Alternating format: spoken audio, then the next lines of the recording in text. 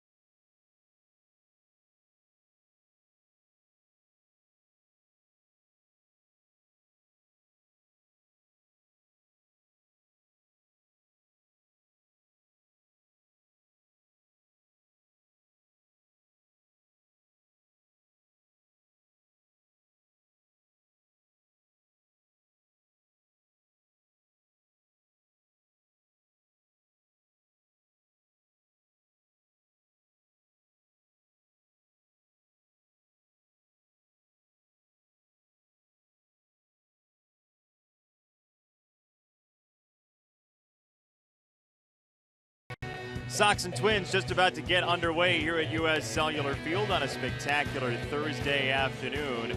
And the Sox lineup today looks a little bit different. Matt Davidson is in. He's up in Chicago to play his first game as a White Sox player. And it's been a long road for him coming over from Arizona, as Robin Ventura says. Really for him, I think, what happened to him in his journey. Last year he struggled, and I think he's just in a better spot than he's ever been and understands himself better. I think he's gotten over that of trying to impress and trying to do too much and the pressures that come with that. I think even in spring training he was in a great spot. So I think this is that whole experience has helped him for right now. And seeing him today, he still seems to be pretty level-headed about who he is and what he can do.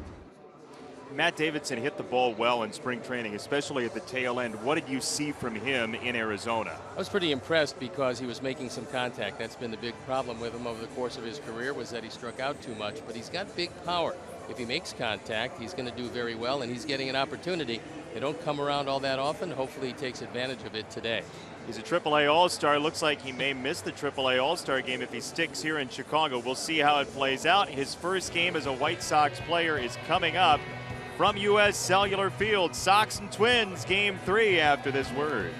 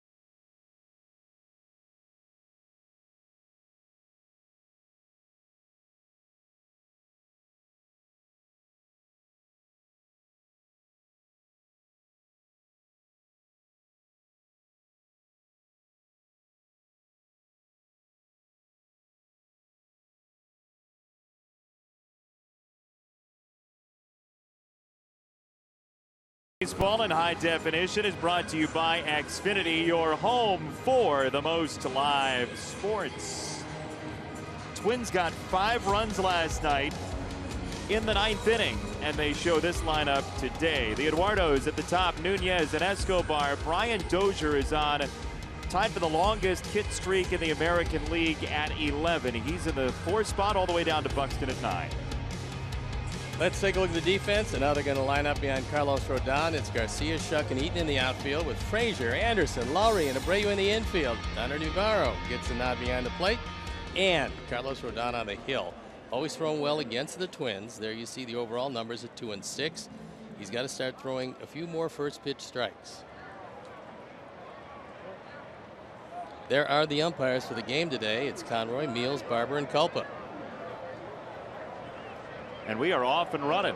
Carlos Rodon is ready to throw, and time call. Maybe we're not off and running. We're close to off and running. Another beautiful day for baseball at U.S. Cellular Field as Carlos fires in a strike to Nunez. And away we go at U.S. Cellular Field on getaway day for the Sox and the Twins. Ball and a strike on Nunez, who's the 8th best hitter in the American League. His average at .316 entering play today. He led off the game yesterday with a home run, the only run in the first 8 innings for Minnesota.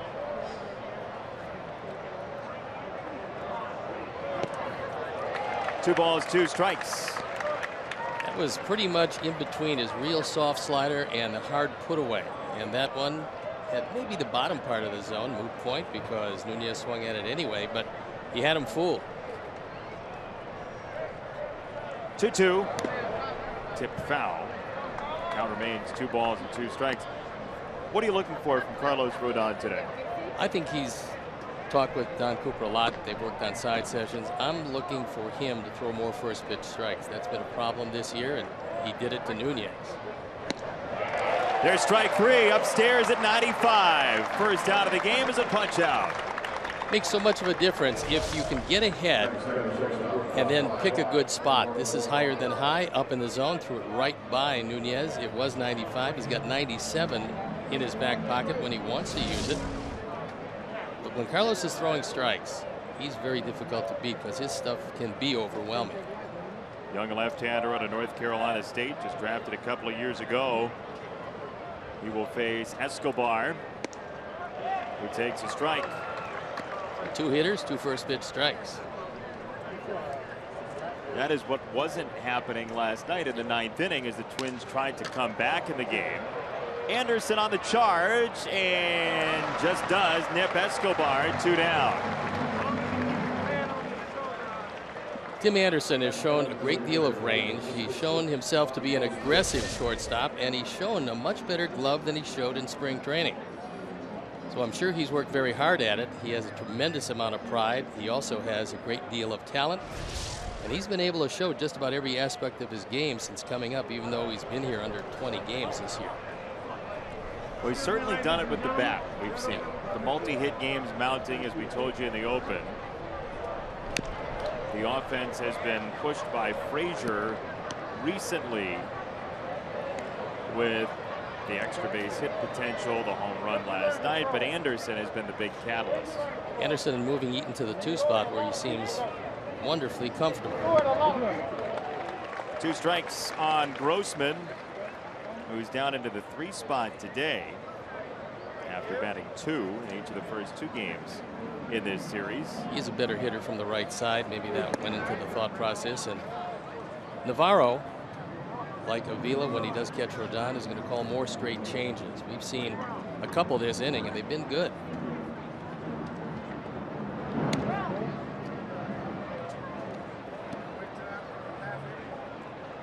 Robbie Grossman, since coming over from the Indians on May the 20th, has 28 walks for Minnesota. He's been a very patient hitter. There he goes, a little too patient this time. 1-2-3 inning for Carlos Rodon, and the Sox will take aim at Tommy Malone coming up after this.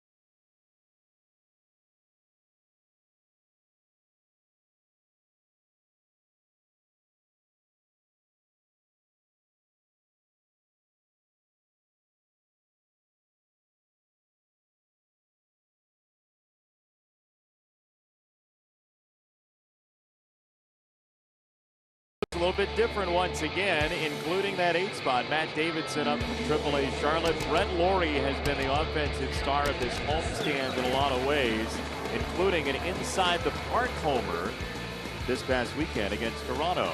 Let's take a look at the defense and how Paul Molitor is going to line them up behind Tommy Milone. Santana, Buxton, and Kepler left to right in the outfield with Nunez, Escobar, Dozier, and Plouffe moving over from third to first today. Kurt Suzuki behind the plate, Tommy Milone on the hill. He was sent down to the minor leagues. He's 0-2, ERA up over 5. He's always thrown well against the Sox ball club, and he is a soft-tossing left-hander. Fastball averaging 87 this year. And the first one comes in exactly at 87 to Tim Anderson, who's slugging at .500 in his first major league month. Well, alluding to it at the top of the first inning, you get Frazier, who's got the 22 home runs we told you about in the open, and you've got Anderson, who's got 9 multi-hit games out of 18. You put those together, if they all roll in one game, you may have some big offensive numbers. I like the fact that there's speed at the top of the order. Anderson has gotten on enough where his speed is a factor, with Adam Eaton pulling the ball when he has to, bunting on occasion, and generally playing the role of a two-hitter to perfection. Tim Anderson still in search of his first major league walk. 83 plate appearances. Hitting .293, the on-base percentage is the same. Odds are overwhelming he won't walk against Milone, who throws the ball around the plate most of the time.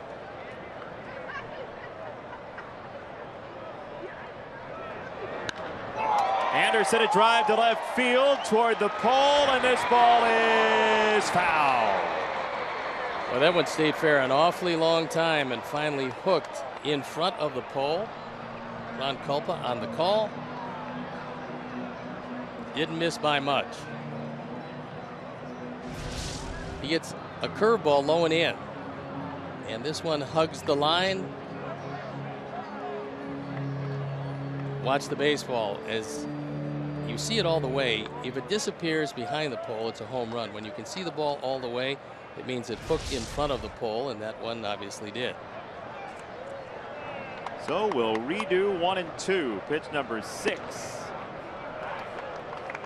2 balls and 2 strikes. To their credit, this umpiring crew has had a very fine series. Very little in the way of dispute. No, I think they've done very well, and I think they've rotated exceptionally well when they've had to. Anderson the opposite way this time, and in for a hit in front of Kepler. Well, the fact is that Anderson is showing that he can hit balls out of the strike zone. This ball is a good 4 inches off the outside corner. And then he goes out and gets it. It's a changeup, and he dumps it in front of Kepler. So with speed aboard, what Tim has to learn, and this is going to take time, he's got to learn the individual moves of all of these pitchers. Granted, you can look at it on video, but you want to see it in person.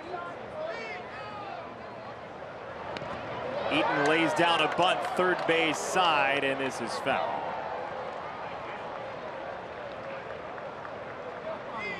Well, with Anderson at first, we're talking about the tools. He has the speed that you don't necessarily always have to bunt him over, but Eaton is a capable bunter in that 2 spot when you choose to. Well, it sometimes serves a dual purpose. I remember some of the great bunters that I talked to over the years always told me they don't care where the third baseman sets up. If they lay down a perfect bunt on the grass, they're going to be able to beat it out. So Adam was thinking, yes, getting him over. He was also thinking possible base hit, but that one just trickled foul.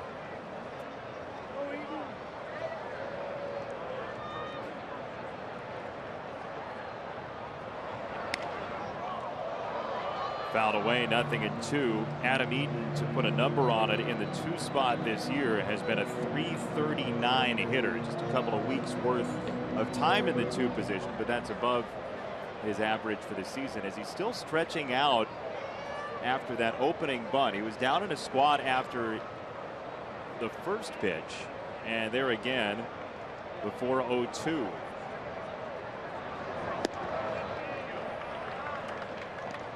Unfortunately, every time you see a guy with decent speed sprint down the line, maybe thinking about beating out a base hit. Just a couple of days ago, Lorenzo Cain strained his hamstring trying to beat a play at first base, and he's on the disabled list. 1-2. And for those of you who might not know Lorenzo Cain, He is the center fielder, and a fine one he is for Kansas City. That's a loss for them.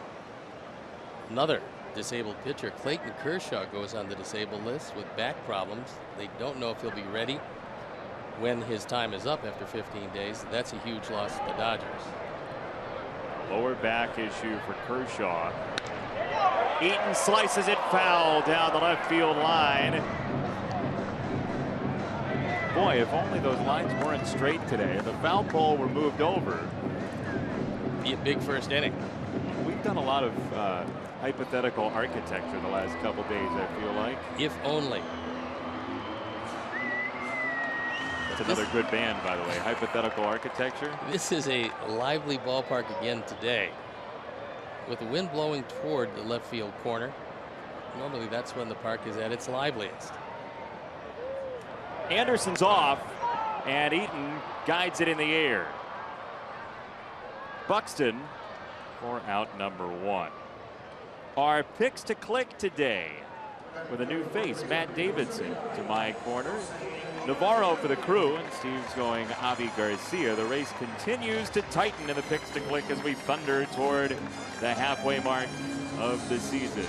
It's game number 79, so with the first 2 games in Houston, exactly 1/2 of the season will be completed, which seems remarkable, but it's true.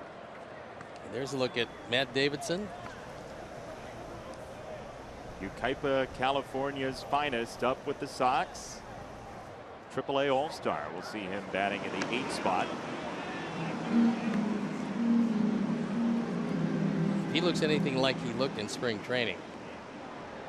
He's going to hit the ball very hard, because in spring training he seemed to cut down on his strikeouts, and he stayed with a whole lot of pitches. He had a pretty impressive early spring. Well, the extra base hits in AAA Charlotte, and I know AAA is different than the majors. I know it's a smaller ballpark in Charlotte as well, but 30 extra base hits before the halfway mark of the season. 20 doubles, 10 home runs.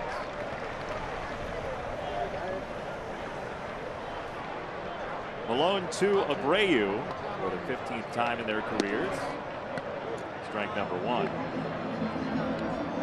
Jose 3 out of 14 against Tommy Malone, the former Washington National and Oakland Athletic.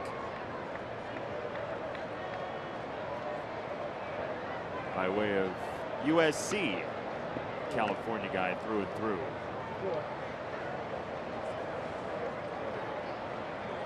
Anderson at first, 1 down, first inning. Another throw there by Malone, who has a pretty good move. Tommy Malone was struggling. I mean, struggling mightily. He happened to have an option left. So when they sent him to the minor leagues, if you take a look at your options as a player, he's making over $4 million. He was going to go down and then try to work his way back, and he threw really well going to the minor leagues, coming back now, getting yet another chance. And historically, against our ball club, we haven't done really well against soft tossing left-handers, and specifically guys exactly like Tommy Malone.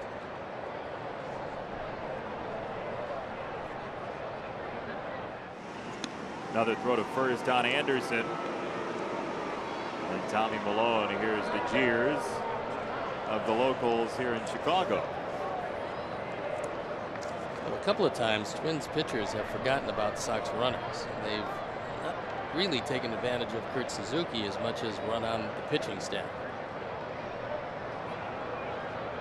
There goes Anderson. A foul ball from Abreu. Tim Anderson has gone twice. Getting his work in. Once a fly ball to center, once a foul ball to right.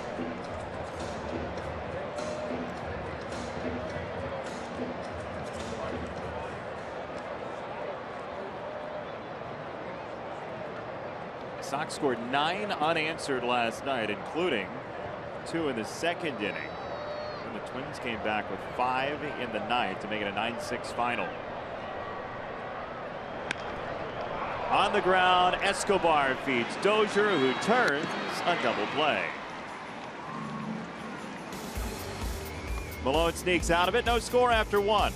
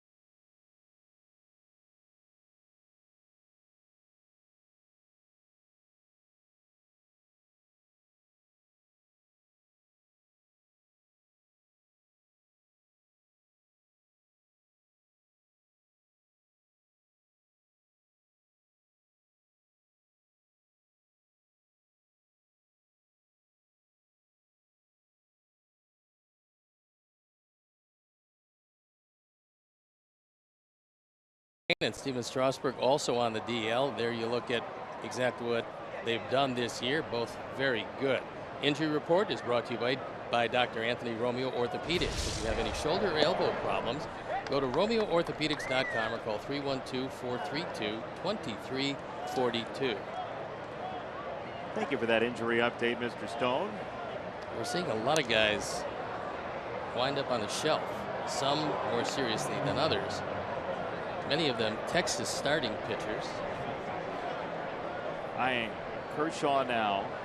Kershaw and Strasburg both on the DL. That changes those two races in the National League East and the National League West. Although the Nationals have done a good job, at least this week, of putting some distance between themselves and the Mets with a few wins. Now 6 plus the Marlins in between the two. Boy, Brian Dozier is hitting the ball very hard, not only in this series, but the last 2 weeks. I like the fact that Carlos took a whole lot off, and you can afford a lot of long foul balls from a pull hitter, because the fact it was 83 and Dozier went out to get it and couldn't keep it between the lines. On the ground into ye old shift. The most dramatic pull hitter in Major League Baseball. He does it there. You know what? Wherever he's hitting the ball, though, it's going to the right places. An 11-game hit streak. Where he's hit 442, driven in 11. You see doubles and triples aplenty. Brian Dozier, one of the better offensive second basemen in all of baseball because of the combination of speed and power, getting it done recently. The Twins have had a bunch of guys that have gone up and back with stints in the minors, but Dozier, since his call-up in 2012, has not been back to the minors. He's been a stalwart for this team.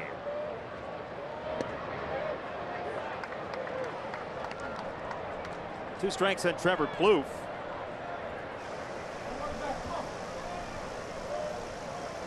Not that warm a day and not all that sunny so far.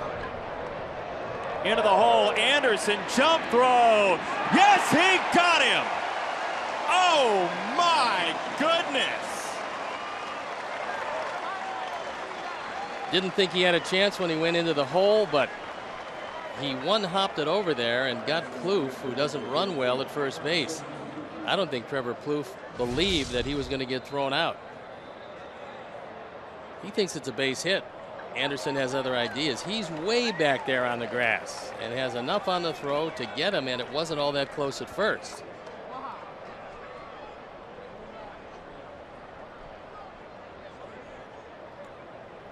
You know, he's a former basketball point guard, and in basketball they teach you not to pass when you're caught in midair because it leads to bad things. In baseball, we saw just the opposite from Tim Anderson. The difference here is you have a stationary place you're going to throw it when you leave your feet. Pop foul by Suzuki, and there's nobody reaching in to bat it down as you try to peg to first. Anderson's been absolutely a revelation in the field. He's shown great range, and he's shown a very strong arm.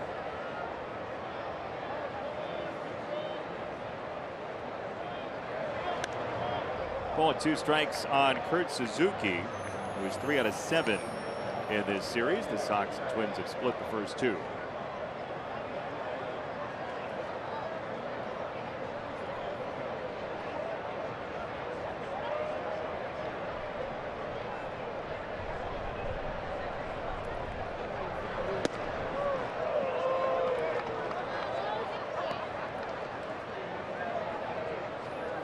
In his 8-game hitting streak, hitting close to 500. A couple of homers, 8 driven in for not a big run producer. Those are pretty stout numbers.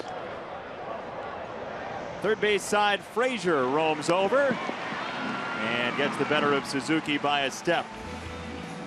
3 ground balls, 1 brilliant from Mr. Anderson. Bottom 2 next.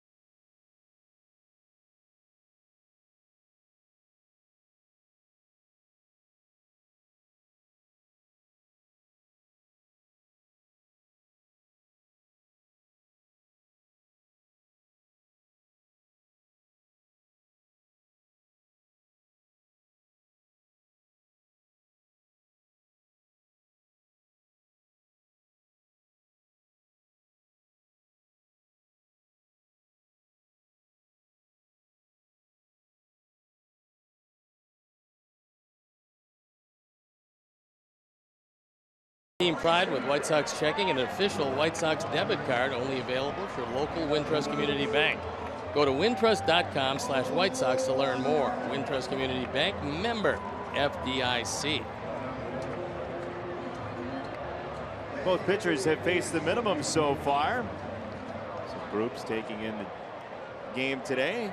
Camps are starting, so the kids come from the camp and they come watch most of the ball game at the very least. Very nice crowd here this afternoon on a beautiful day. 77 degrees. Todd Frazier, foul ball against Malone. You could tell the groups because they are all color coded.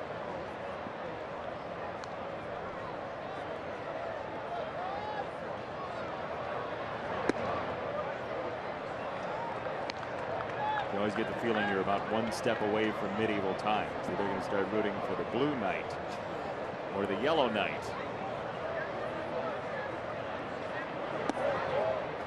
2-1 on Frazier. Coming into the day, you mentioned Trumbo with the 23. Adam Duvall homered again. He's got 22 for Cincinnati as well. So Frazier and Duvall are tied with 22 homers for second place in Major League Baseball.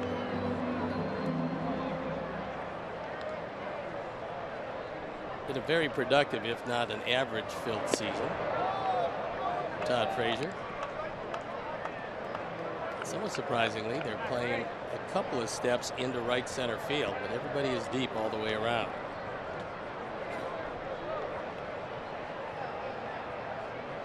Three-two. Drive to left field from Frazier, and this is out of here. There's number 23.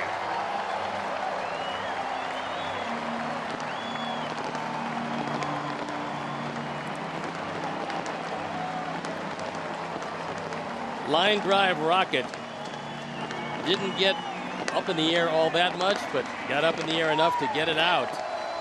Now driven in 51. Both lead the team in their respective departments. He reached down and got a Tommy Malone, looked like a cutter. Looked like he tried to throw a backdoor cutter over the outside corner, and that ball was waist high. He just reached out, gives you an idea how strong he is, and hit it into the bullpen. So there's Justin Morneau. We've had some news on him. He expects to get back just after the All-Star break. Laurie goes hunting for the first pitch and pops it foul. Out of play. With that home run, by the way, another generous donation for the Alex Nellius family in loving memory of Ursula and on Morneau. This is the Justin Morneau revenge game. Here's Sox and Twins.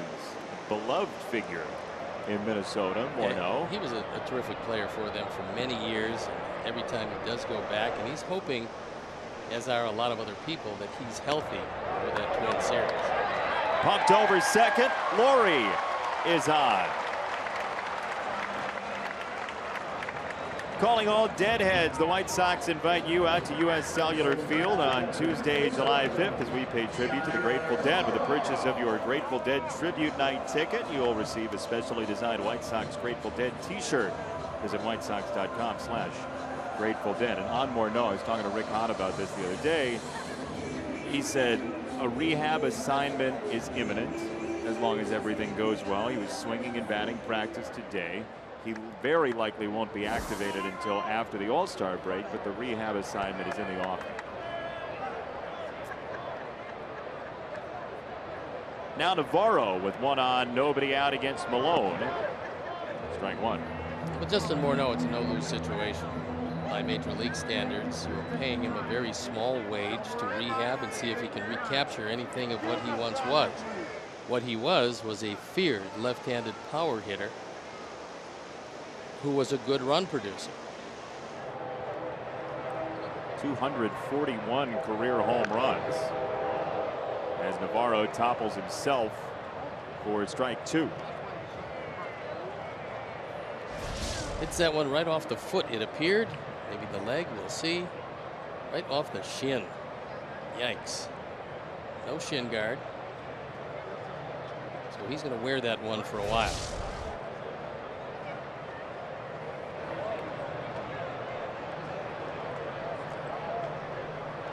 restabilize and get his footing back, get the feel in the batter's box.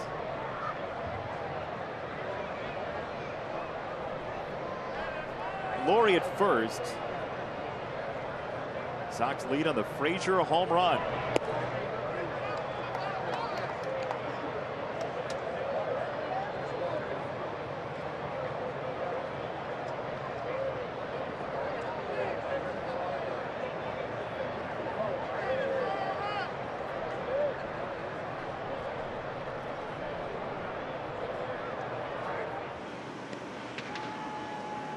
Laurie getting a feel for that move from Malone, the lefty.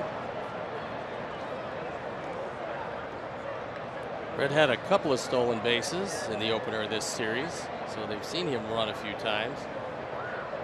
It was not with a left-hander on the mound.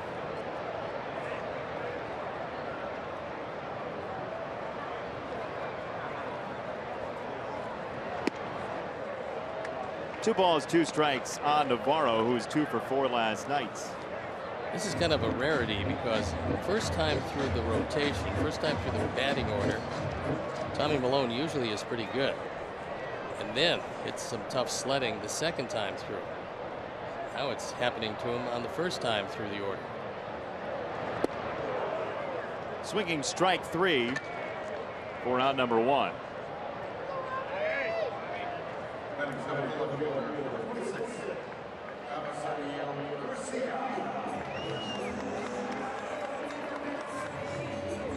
So one down for Avi Garcia, who's in left field again today with the injury to Melky Cabrera's wrist. He originally hurt it back on June the 18th and then tweaked it again the other night.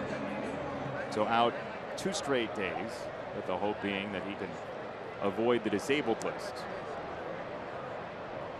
And originally they were pointing toward the Yankee series, which is coming up right after that weekend trip to Houston. So Suzuki goes out, wants a word with Malone, realizing he can't pitch from behind and be successful.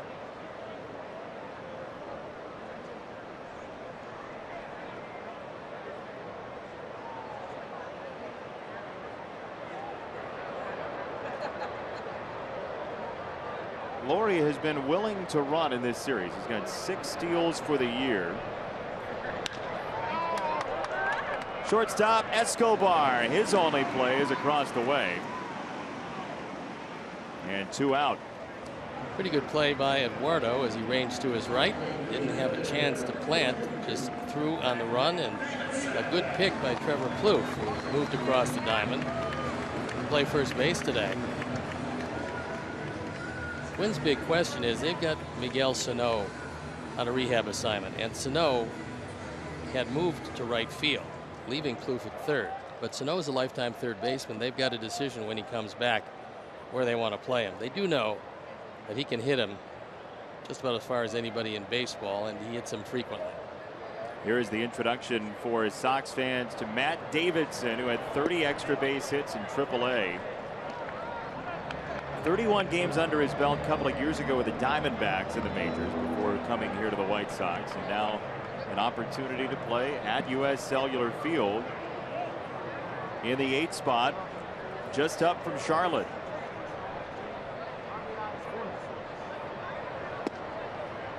Ball and a strike. One of 2 International League All-Stars for the Sox, the other being Leury Garcia. And if Davidson had it his way, you would imagine he'd prefer to miss the AAA All-Star festivities and be hang around here for a bit. Yeah, with us here in Chicago.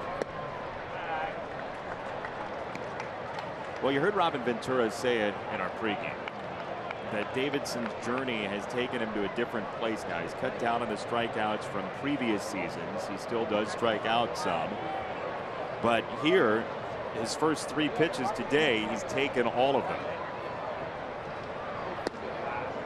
2-2. Good change up by Tommy Malone, and he had Matt well out in front.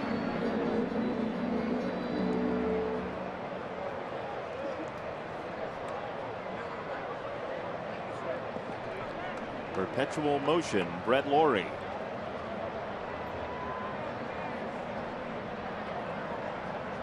2-2 from Malone. Davidson goes down swinging, and the inning comes to an end. Sox get a run. Todd Frazier belts home run number 23. And it's a 1-0 lead.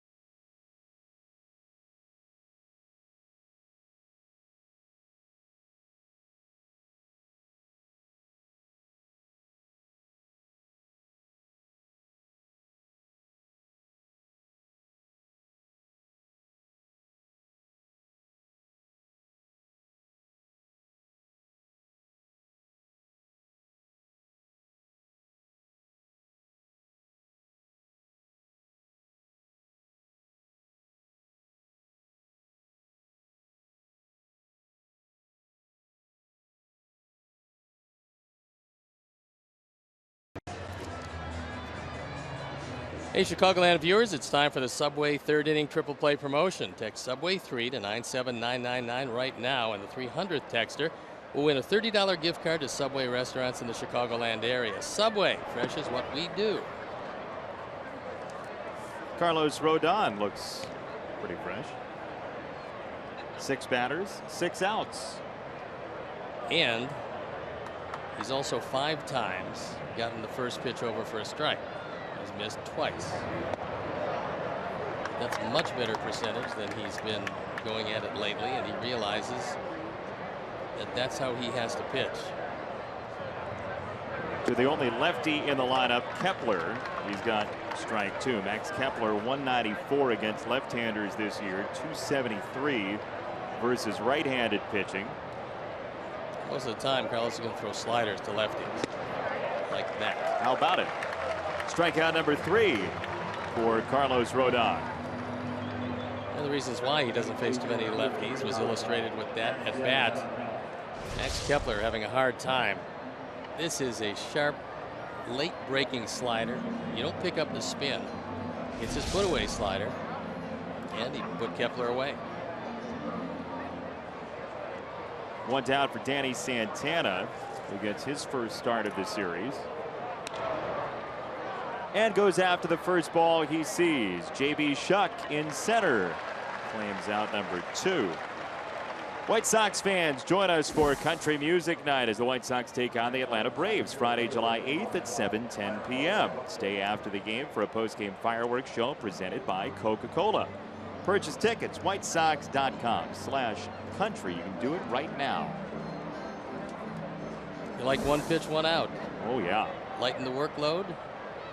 That young lady certainly enjoying the game today, although she's obscured by another young fan. Again, she just cannot.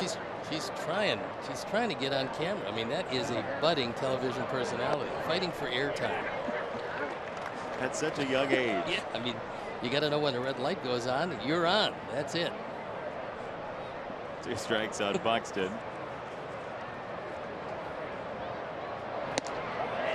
That was easy. 8-pitch inning for Carlos Rodon. To the home third we go.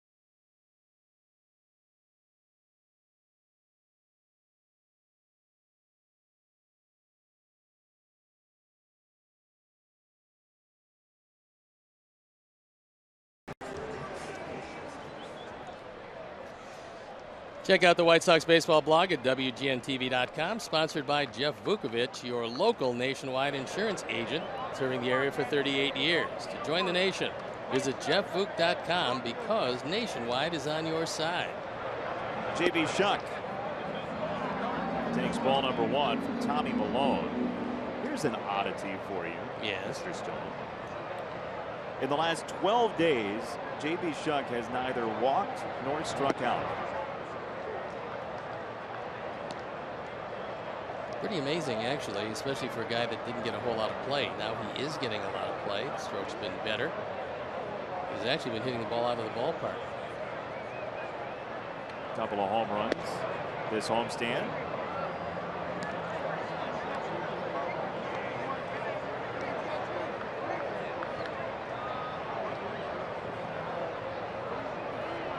Just his third at bat this year against a left-hander for the Sox. And Shuck puts this one in play to shortstop. And Escobar.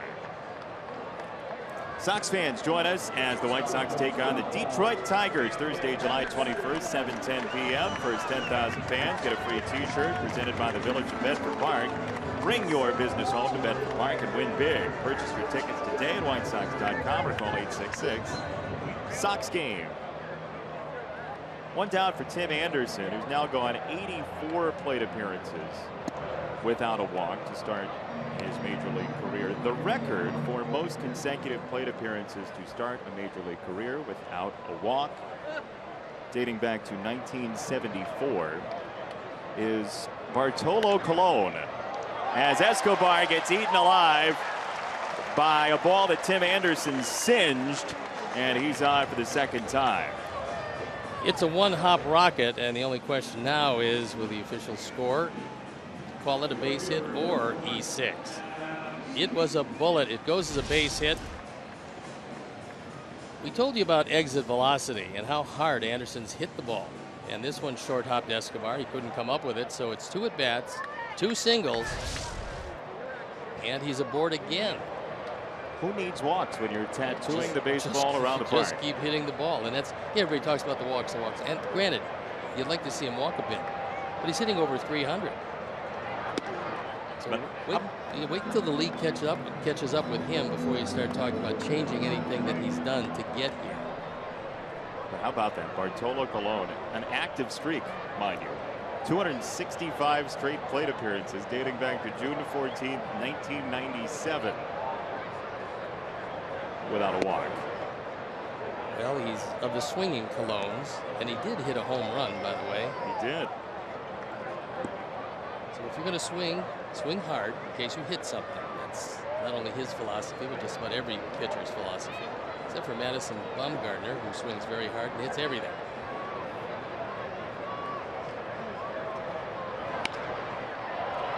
Left field from Eaton toward the corner, and this ball is foul.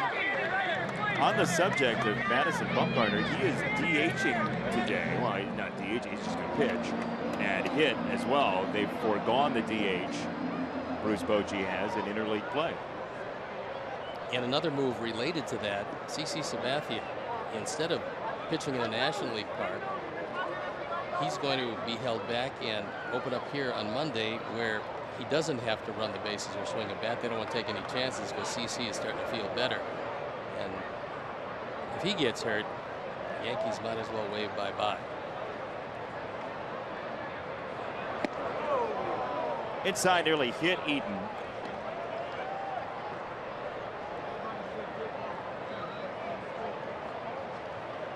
It was a strained groin that Sabathia had back in May. Put him on the shelf for a couple of weeks.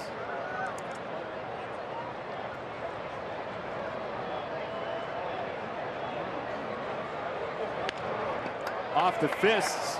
Nunez at third, sends it along to second to retire Anderson. 2 out for Jose Abreu. Well, you talked about the Mets and Bartolo Colon and what the Mets are doing at this stage, and the Mets are sitting there in third place. They're 6 games in back of Washington. But they got Neil Walker. They got him from Pittsburgh. And you know, it's probably not as much a coincidence as people think. Pittsburgh's not having a particularly good year this year. They're 38-41. And most of the players will point to the leadership factor of Walker in that clubhouse. Ball is drilled foul by Abreu. He had been with the Pirates a long time. They certainly talk about missing his leadership, and that's one of the aspects of baseball in this day and age especially that probably goes under the radar more than any other aspect, and that is leadership you can show in the clubhouse. And you can't just teach someone to be a leader. They have to kind of ascend to that level, and Walker was there a long time in Pittsburgh. They certainly miss him. Well, the Twins are going through something similar. They have with Torrey Hunter, I mean, who was there at 2 different times and each time showed great leadership. And the Tigers talk about the same thing, what he added to the ball club in the locker room and the leadership he showed for not only the young players but other players. Eaton's off, and Adam Eaton steals second base, his 8th in 11 tries. He was running on first move and made it easily with no throw.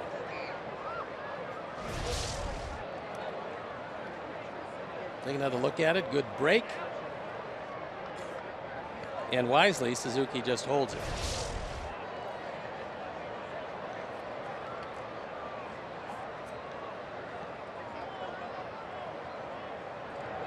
Six steals now in the series for the Sox.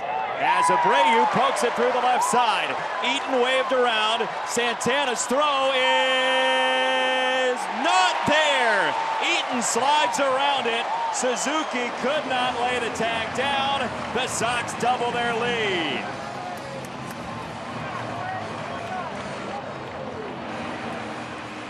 Good heads-up base running and a great slide by Adam Eaton.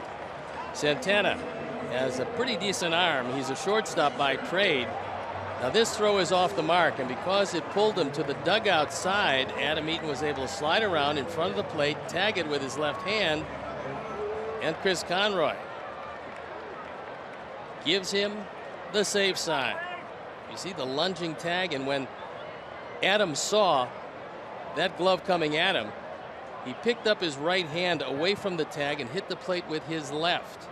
Very nifty job of coming home for Adam Eaton. Just a sterling slide.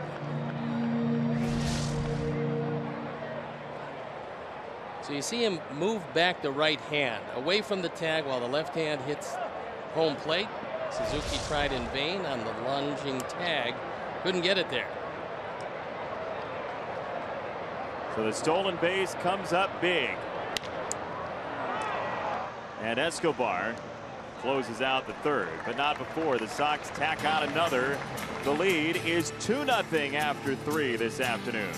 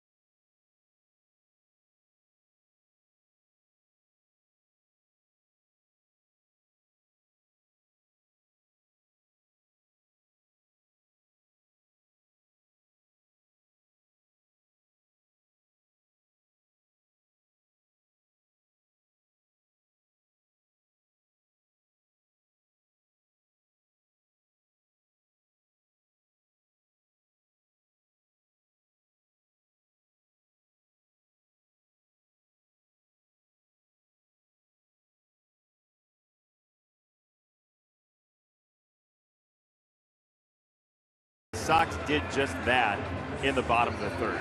Well, you love to see what's happening to the top part of this order, and that is speed at the top with Anderson and Eaton. They've made the most of it. They've both been running well. The stolen base figured prominently, and Jose got to drive in his 48. It's nice to watch some speed because you bring that to the park every day. Got some stuff on the prize shelf as well. Abreu plush doll. The gnome is there. And the signed Altoids with the assorted statue of Paul Konerko. So if you like Paulie, well, there you have a statue of him, and as well as other fine choices that you can get if you win Sox Math, which is coming up in the not too distant future. That is a tease, ladies and gentlemen. That's what we call a tease in the industry. Carlos Rodon has faced the minimum through 3, and he's got a strike. And he's got 8 first pitch strikes to the first 10 hitters he's faced.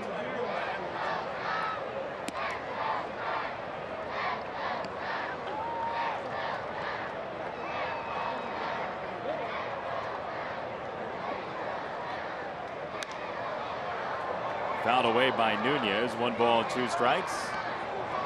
Hey, Paul Konerko, we just saw the statue. He is here at the ball yard. You cannot select Paul Konerko. You can select the statue, but Paul is going to wind up back with his family in Arizona. You may not win Paul Konerko in Sox Math. The disclaimer of the year. Well, Mark Burley and Paul Konerko here during the same homestand was quite the bonanza.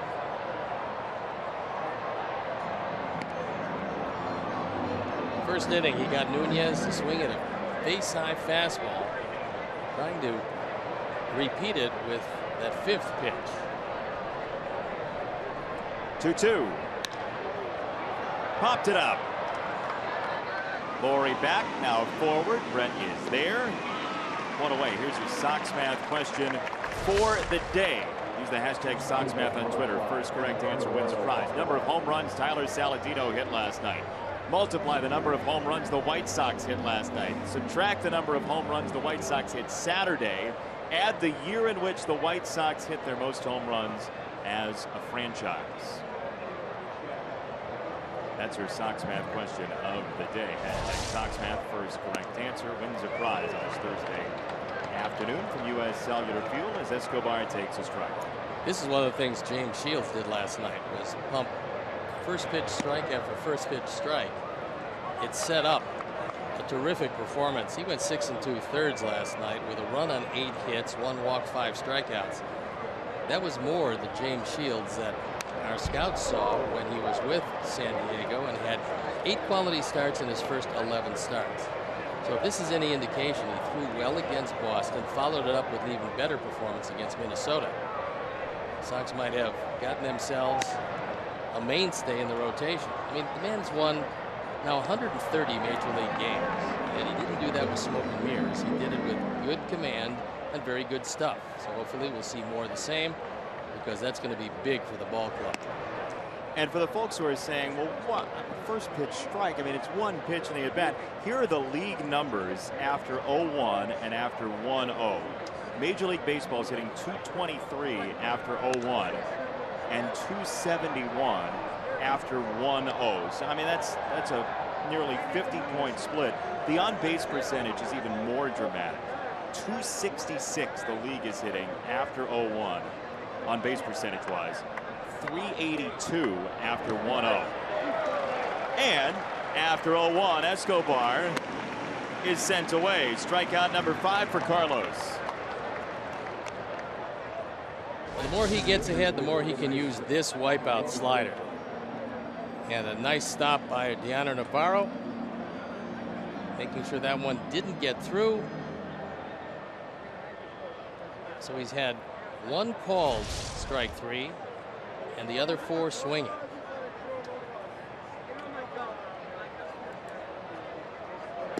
Robbie Grossman takes ball number 1. Those are dramatic numbers for the league after 0-1 and 1-0. Right field side, Eaton going back, Adams still going, and this ball is up and out for Robbie Grossman. That breaks up the shutout, the no-hitter, the perfect game, all with 1 swing. And Grossman, who is a better right-hand hitter than a lefty, has hit his 6th, driven in his 17th, and first man to break through against Carlos Rodon. So he's got a fastball, and it's got too much of the plate, and Grossman taking it out just about the right field corner.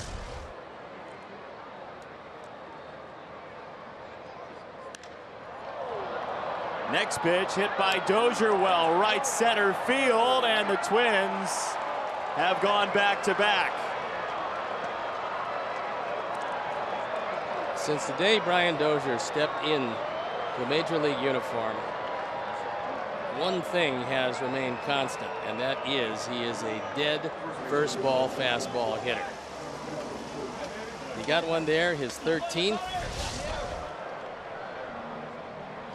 Extends his hitting streak. First ball fastball out away. And Dozier, 13 and 37 on the power number. This extra base hit streak is getting ludicrous now. It's an 11-game extra base hit streak for Dozier, and the Twins are right back even at 2-2.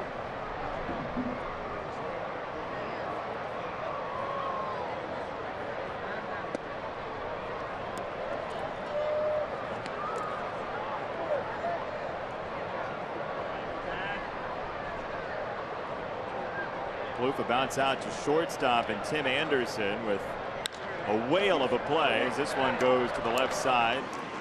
Frazier with an accurate enough peg for out number 3, but the Twins go back to back and tie the game at 2.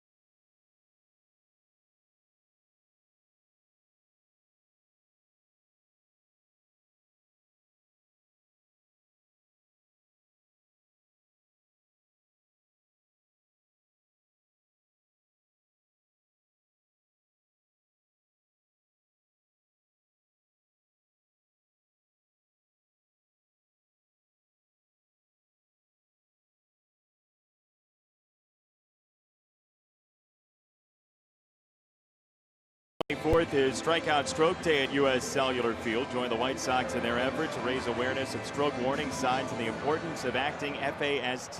Purchase your tickets today at whitesox.com/strikeoutstroke. Sunday, July 24th. Can you believe it's July already? Pretty amazing how quickly it's gone. I mean, not yet. Tomorrow. It's knocking at the door. Brett Lawrie scalds another baseball up the gap left center field, and Laurie's on his way to second base with a leadoff double.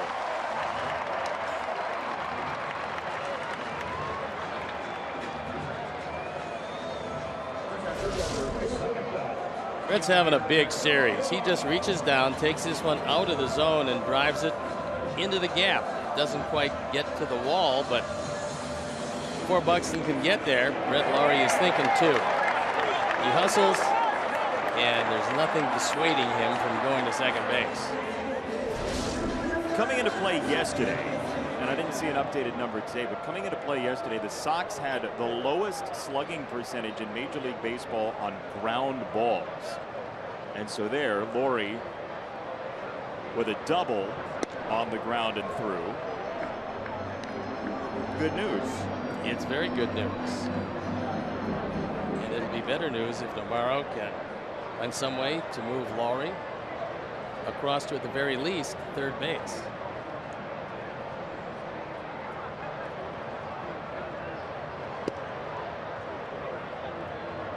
Garcia next, Davidson to follow as Malone fights himself on 2 out of the zone.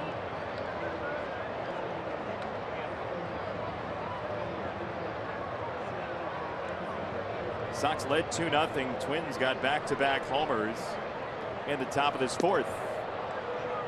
More off-speed stuff from Tommy Malone. 2 balls and a strike.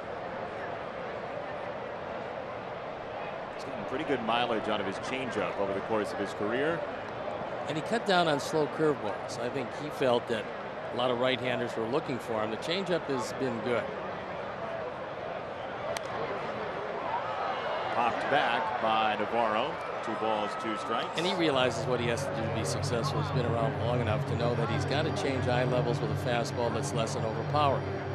We've seen Jared Weaver with the Angels do that a lot.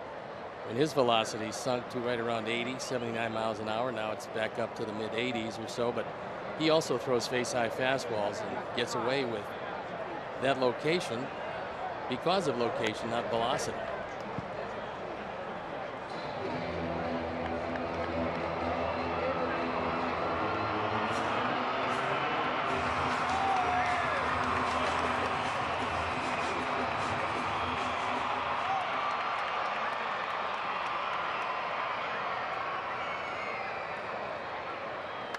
Two balls, 2 strikes. Pitch number 6 from Malone. Earns him a strikeout, his second of Navarro today. 1 away.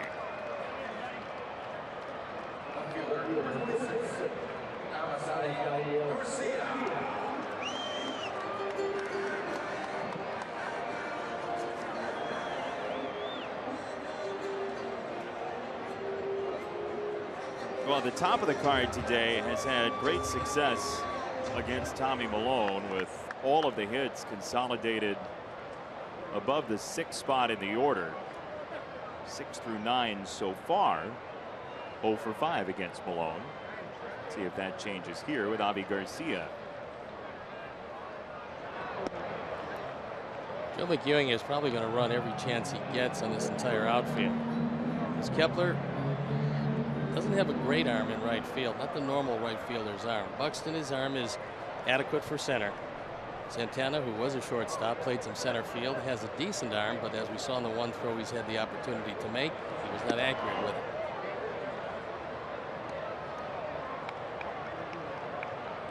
That allowed the 2nd run to come home for the Sox. Eaton slid around the tag of Suzuki.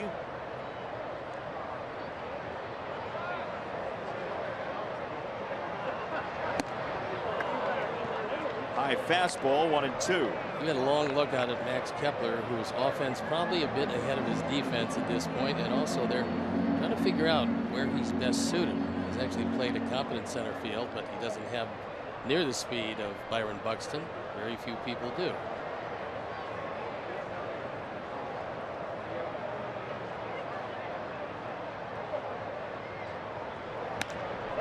Pitch to the right field, and it drops in. Laurie's coming home. The Sox, just like that, have the lead again. 3-2 this time.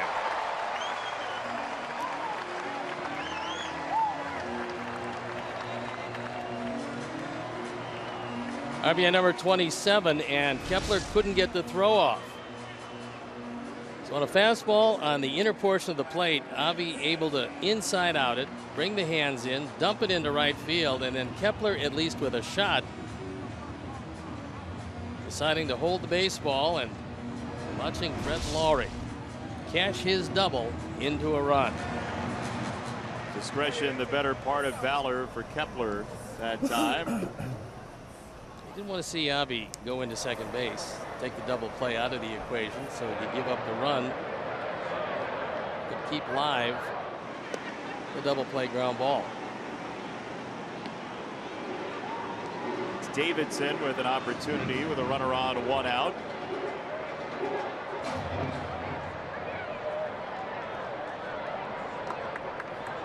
Came over in the trade a couple of years ago involving Addison Reed.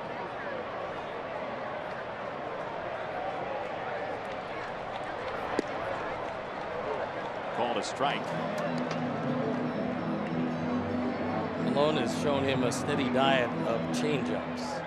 Straight changes, hasn't missed his spot once. Did get the benefit of that particular call, but he's been around the plate with just about all of them.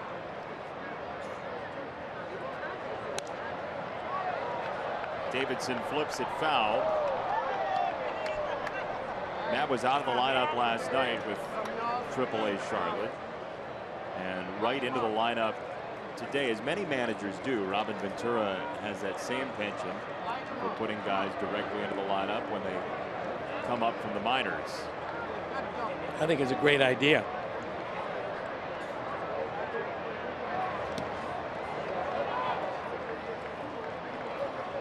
He came up from the minor leagues, had to be doing something down there to get called up. Sometimes it's an injury, sometimes just called up on merit.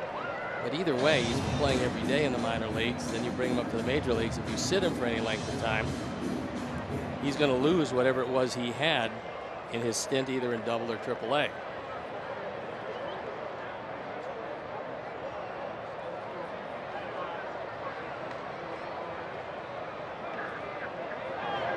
There goes Garcia. Ball's low. Throw to second is not handled, and Avi Garcia is in. Been a pretty close play. If he does hang on to it, Dozier doesn't, and as the ball trickles away, Avi's in at second. That is a stolen bag. It's probably the best throw that Suzuki's made, and he digs it out of the dirt. Gets a whole lot on it, and Dozier just misses it. If he catches it, he's out.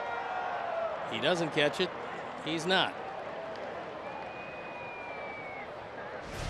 And that's where we stand, with the stolen base for Avi Garcia, and now Davidson with a runner in scoring position.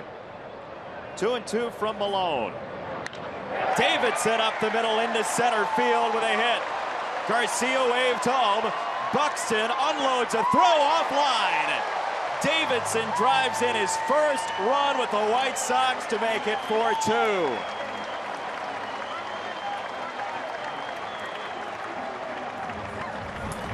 The center field throw is the toughest throw to make.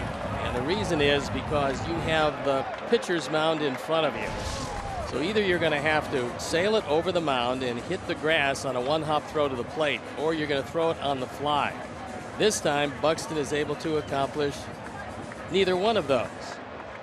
He comes on charging it. That part's good. The throw is a bit off the mark. It hits before the mound. It does get to Suzuki, but it's well off the mark. And so, a good day for Matt Davidson, and a good day for the offense in the early going. Sox piled up 9 runs last night. They have 4 already today.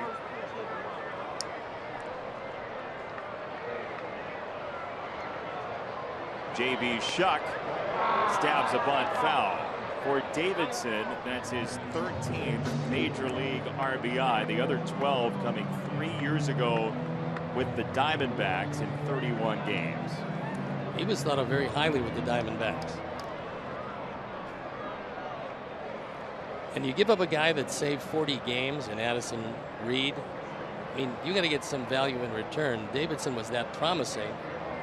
Still has a chance from what we saw in spring training, and hopefully this is a portent of things to come. 0-2 on Shuck.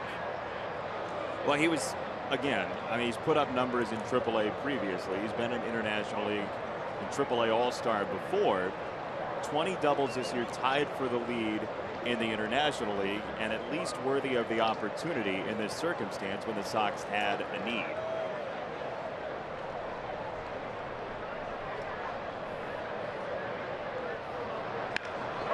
Shuck yanks it to right field. Davidson on his way to third. Shuck tearing for second. It's a double for J.B. Shuck. And the bottom of the card has victimized Mr. Malone here in the fourth. We told you there was a little magic the second time through the order, and that's been the penchant of Tommy Malone. This time a little breaking ball is drilled into the corner. Second time through the order has been problematic because there's 9 hitters. 6 of them have hit safely.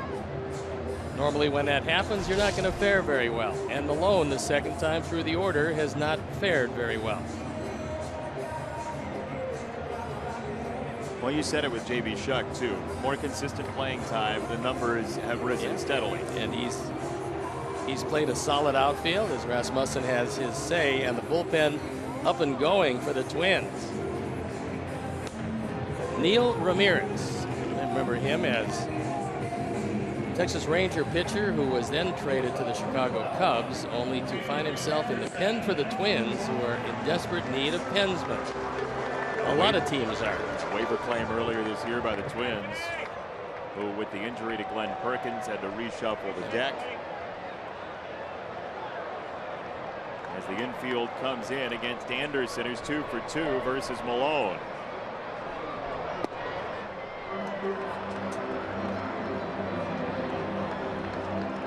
Last night, Tim got his first 2 runs batted in that didn't come by way of the home run. That came in the 6th inning, his 2-run single in a big 5-run 6th. He punched that one through the right side. Jacks it up, takes ball 2. Well, Tommy Malone better be careful on this 2-0 pitch. Normally, if it stays in the ballpark, 2-0, 3-1 with Tim, he's swinging. And the way it's been going, sometimes it finds a nice place to land. He takes a strike. Let's see, certainly wasn't the most favorable location for a hitter on 2-0. If he's looking for something out of way, that wasn't it. He caught the inside corner at the letters. Even further inside, 3 balls and a strike on Anderson. We are on the precipice of history in the Anderson family. We'll see how it goes. Looking for that first walk. Maybe a hit would be nice too. 3-1. Checked his swing. There is ball 4, and the streak is over. How about that? A changeup. He held up, and he trots to first base with Todd Frazier giving him a huge round of applause. And Bartolo Colon can exhale. His streak is safe. Only 180 plate appearances away. Yeah, Big Bart has got it all to himself. Base is loaded. Anderson is pretty happy about that. Giving JB, yeah, I can walk. You guys want me to walk? You've been talking about it. I can walk. And there it is. See, there it is. Now I won't walk for another month and a half, but I can walk. Here is Eaton. He fouls it away. You know he knew. Well, of course he did. There he is. Ball 4. something he hasn't seen in a major league uniform. If you could dump confetti from the sky in an open air stadium, you might have done it as a joke for Tim Anderson. One strike for Eaton. And it hits him. The Sox get a run off a bruise.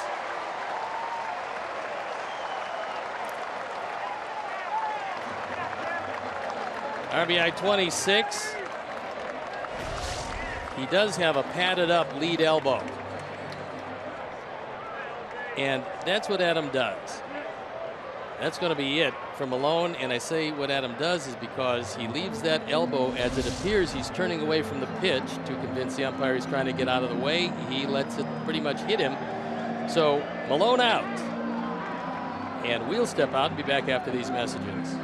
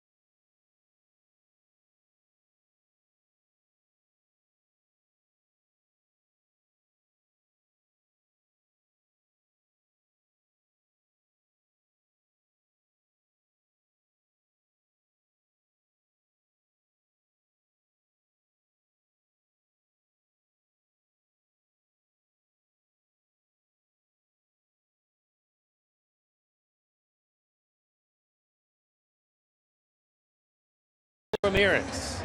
He's on for the 15th time. His ERA just about 4.5. Showing his batting average pretty good, 224. But too many walks per innings pitched. He's given up 4 home runs. He's out of Virginia. Wanted to go to Georgia Tech. That did not happen, however. But he chose pro ball and the Texas Rangers.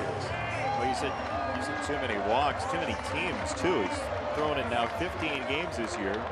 Cubs for 8, Brewers for 2, and now his 5th with Minnesota. It's a lot of traveling around, and he inherits some problems. The bases full of Sox. Chuck Anderson, Eaton surrounding him. A huge rip from Abreu.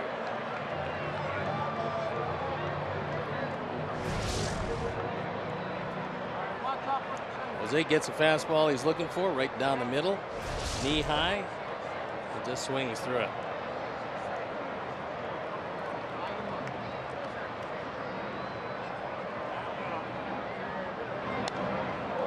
Punch foul, 0-2 on Abreu, who singled in a run in the 3rd, scoring Eaton, and bounced into a double play, 6-4-3 in the 1st. Most recent run across on Adam Eaton, hit by a pitch, his 11th of the year, tied for 4th in Major League Baseball.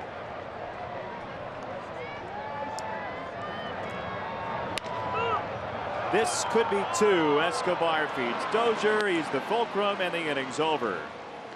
Sox get 3 in the inning on 4 hits. Ramirez stifles the fire, 5-2.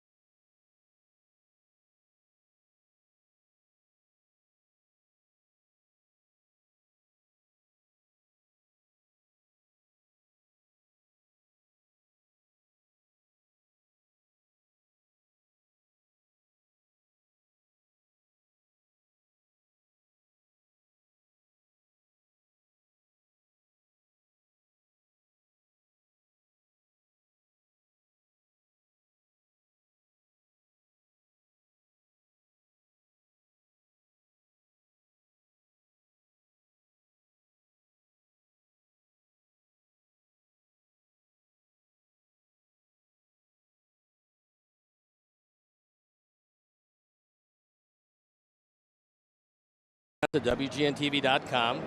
Click on the WGN Sports Game Zone banner for the latest stats and information. Sox Game Zone is powered by Dodd Camera. It's family owned for 125 years, handling all your photographic needs. Dodd Camera, where the focus is on you, and Jason Benetti. Yeah, we're only 364 days short of National Camera Day, so it's an opportunity. Oh boy, the stringy cheese on a piece of pizza for an afternoon baseball game. Steve, I'm gonna go. I'm just gonna go grab. You like that? Not a bad idea. Yeah. Tell me what it's like. I will.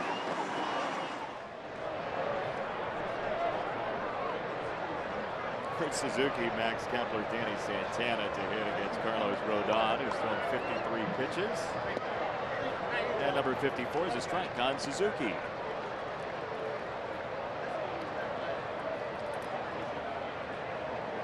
Tell you what, that day we were on the K Zone.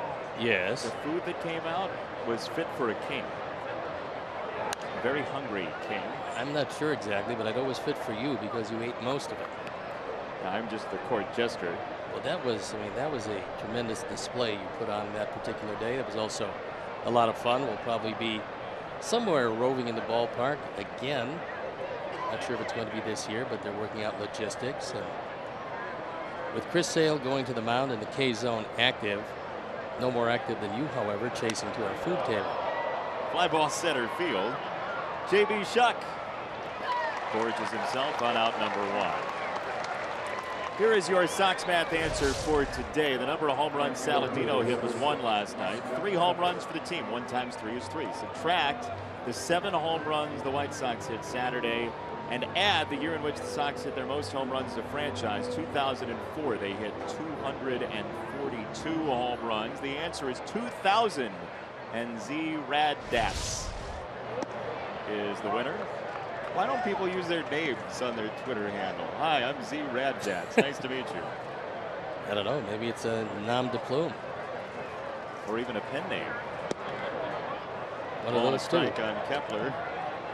Well, you know, being quadrilingual, I'm able to throw a phrase in many different languages. You know how to say the word "for" in one language. That's quadrilingual. Carlos up to the challenge of Kepler. 2 out. Going right back up the middle, and it helped that Carlos was able to seal up that hole in the middle infield.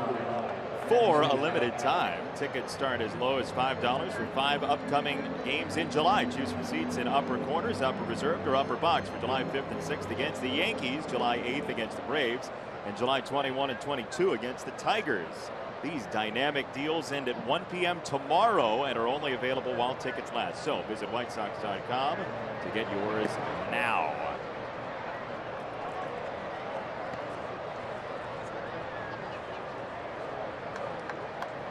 As the standings look right now, the Sox are 8.5 back in the Central. They're 2.5 back of second place. And you look at the wild card teams currently in the American League. Sox are done with Boston. They have 1 more series with Houston.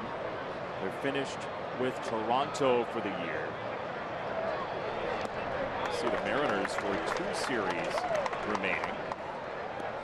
Yeah, the Mariners struggling without a couple of their top pitchers. The Angels having just a woeful season, 19 games back in the West. We see them right after the All-Star break.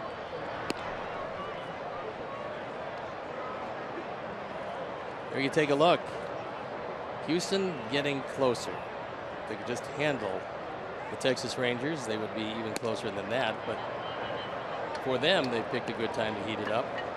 We'll see if it's a good time for them to heat it up in that series that we go to play this weekend. Look out for the Paw Patrol. 3-1's a strike. 3-2 on Santana.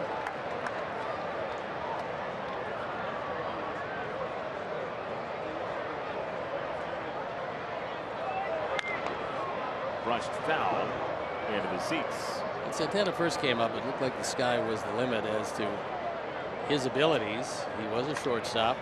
He was a center fielder, played a pretty solid center field. But all the while he was here playing center, they knew that Byron Buxton was their heir apparent. How about a 4th 1-2-3 inning for Carlos Rodon this afternoon?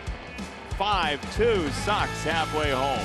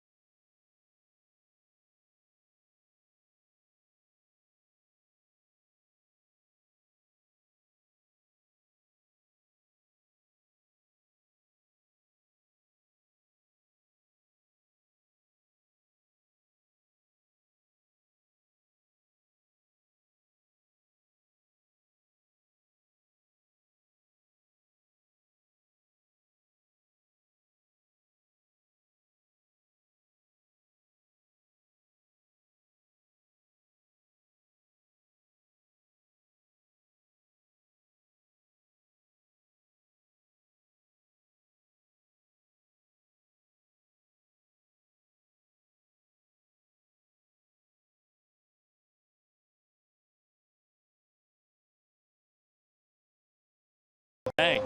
And as you probably know by now, it's the Curious Bank. Twins last year averaged just under 7 strikeouts per 9 innings out of their bullpen.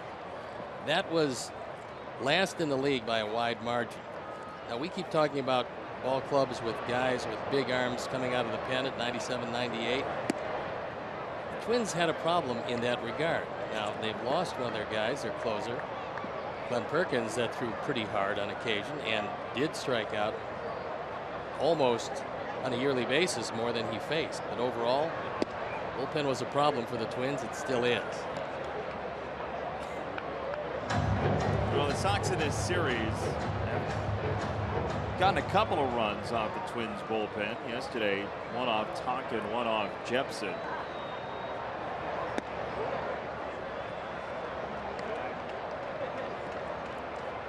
Twins are playing Frazier to pull on the infield dramatically.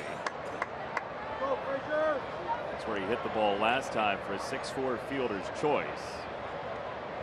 First time up, he pulled the ball as well, but it went very, very far. It did that. It's our 4th drive of the game. Home run number 23. Tying him with Mark Trumbo. The Major League lead.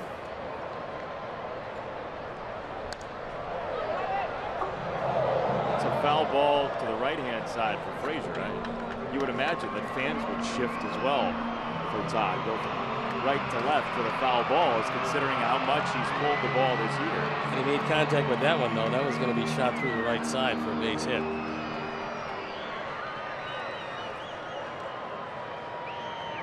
Three and two. And he goes after what would have been ball 4. So strikeout for Ramirez. The shift has been so prevalent in recent years in Major League Baseball. What do you think about letting fans shift for foul balls? As Robin wants to check and see if that ball hit the ground on the strikeout. Todd Frazier thinks it certainly might have.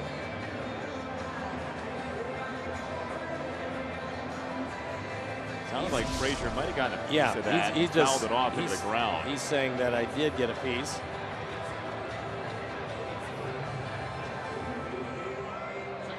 Well, some dirt kicked up, but it's questionable whether or not it was the glove that caused it or the ball's proximity to the dirt. Let's see. Looks to me like it sticks in the glove, that it never really hit the ground. So even if he did get a piece, it was a swinging third strike, and it was held by Suzuki. The only way that's not an out is if Frazier gets a piece and it hits the ground. And looked like neither of those components might have been fulfilled. 0-1 on Laurie, who was 2 for 2 against the starter Malone. Where would you like the fans to shift to? Well, I think, you know, if a player is a dramatic pull hitter, a dramatic opposite field hitter, you let them shift from their seats on the right side to the same seat on the left side. Once or twice a game, something like that. And what do the people do that were on the left side? I would like to shift to concession stands. That would be the shift that I would really enjoy. I just think they become fast friends. Ramirez, the strikeout of Laurie, and 2 out in the 5th. So no sooner than we talk about the lack of strikeouts for the Twins bullpen, and 2 up, 2 strikeouts this inning. You anti-jinx them. But Ramirez was not in that bullpen last year. He wasn't in that bullpen a month and a half ago. Nope. Made the rounds, a lot of shifts during the course of the season. 2 out, nobody on for Navarro, who's happy to see Malone depart. At least result-wise, 2 strikeouts for Deoner Navarro. Sox will be on the road for Houston. 3-game series. We'll grab you some Texas-sized cotton candy. Gonzalez, Sale, and Quintana on the mound for the Sox in that series before they head back home for 3 with the Yankees.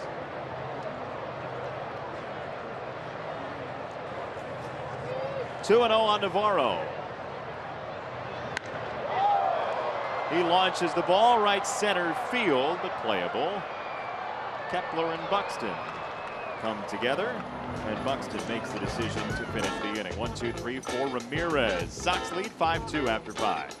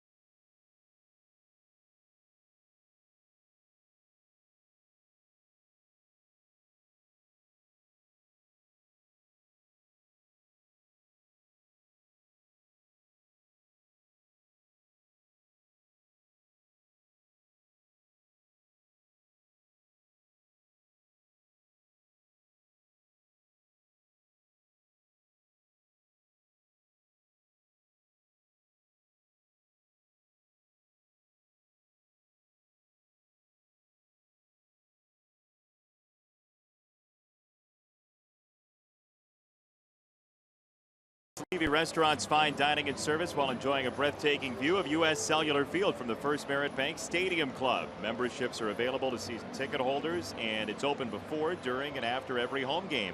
Club's also perfect for non-game day events, including weddings and corporate parties. For more information, call 312-674-1000.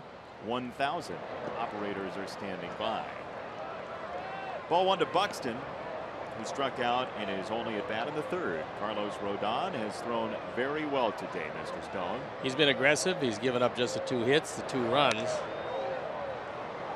And other than that, He's made 12 first pitch strikes. He's gotten a straight change over the plate. Both of those a radical departure from what it's been to this point. But still in the learning process, still a very young left-hander. Normally left-handers will mature a little more slowly than right-handers. Why is that? Nobody's been able to ever figure it out, but that's just been the case. It seems like because of the movement, and left-handers get more movement than right-handers, they have a hard time commanding the fastball. And that's been the case with Carlos. He's gotten a lot of pitches over, but the command of the fastball has been problematic.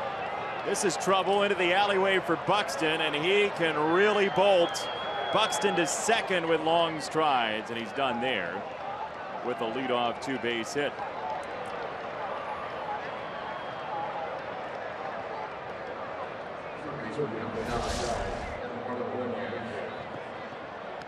He reaches down, gets a fastball. It's on the outer third, but he pulls it into the gap. The Twins have been waiting a long time for still a very young but incredibly talented youngster in Byron Buxton. If the light ever turns on, there's no telling what this guy can do. He's big, he's strong, he is incredibly fast. Out of Appling County High School in Georgia. Bunted foul. You know, you hear an Appling in Georgia, and Luke Appling, he's from Atlanta. But Appling County High School was named after Colonel Daniel Appling, a War of 1812 general, not the Appling familiar here. I remember that war. You do? Tough, yeah, it's tough. I also remember the overture, which was much better. Well, they had to have the overture to finish the war. You're going to make an overture. It's diplomacy. That's what happens. One strike on Nunez. Blasts it foul. But talking about left-handers maturing a little bit later, maybe the classic example is Randy Johnson. Randy Johnson in his early years couldn't get the ball near the plate. And then it took a while. He went from Montreal to Seattle. And all of a sudden, slowly, when he got command, he just got everybody out for a long time.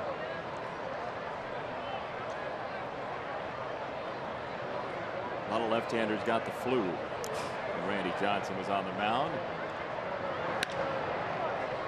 Right side past Laurie. Buxton comes home. RBI single for Nunez, his 5th hit of the series, and the Twins are back on the board. They're within 2. RBI 31. So in trying to do the right thing, which is go to the right side, and he was looking to the right side this entire at bat. He tried to bunt his way on. I was kind of happy. I wish that one would have stayed fair. It didn't, and Lowry has a tick off the glove, bringing Don Cooper out from the dugout. I want to double back to something you said. I don't know that it's intuitive to our viewers or anybody that left-handers have more movement than right-handers on the whole. They do, and they have, I mean, since I came into professional baseball, it was always the case. Right-handers, for whatever reason, the ball stays truer. Left-handers just have natural movement. Sometimes they have so much movement that it is to their detriment. Now, there's a big difference if you find a left-hander that throws straight over the top.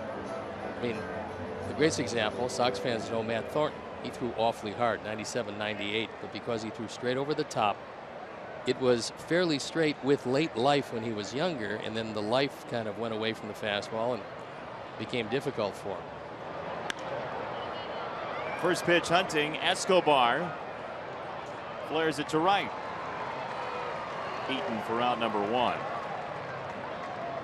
It's an anniversary for the White Sox today. June 30th, 1978. Larry Doby was hired as the manager. I was a player on that team, and I think that was, at the time, Bill Veck's appreciation of what Larry Doby did for baseball, breaking the color barrier in the American League. And Bill Veck was the owner at the time of the Cleveland Indians, where Doby played. Doby was a great player. He was really good. And so he gave him a shot at managing. It didn't work out as well as Larry would have liked. Larry was a very nice man, and he got his opportunity. So You know, with Jackie Robinson, the National League, and a lot of people forget that Larry Doby broke the barrier in the American League. That was a show of respect for Bill Veeck toward Larry Doby. Second African-American manager in Major League Baseball. Frank Robinson was the first. Frank, a magnificent player, and he managed with a lot of different teams. He was a player manager with the Indians. But there was another one, even a little more famous as a player manager. And there is Doby, a little unhappy. Looks like Ron Luciano is the umpire at that point. You think that was during one of the 37 wins or the 50 losses? Well, having been there for each and every one of them, I'm not sure. They all started to look the same. It was not a good 1978 team. Much more entertaining in '77 with Southside Hitmen. 3-0 here. Flips the corner. 3-1 for Robbie Grossman, who homered in the fourth. And the bullpen's up and loose. Matt Albers getting loose.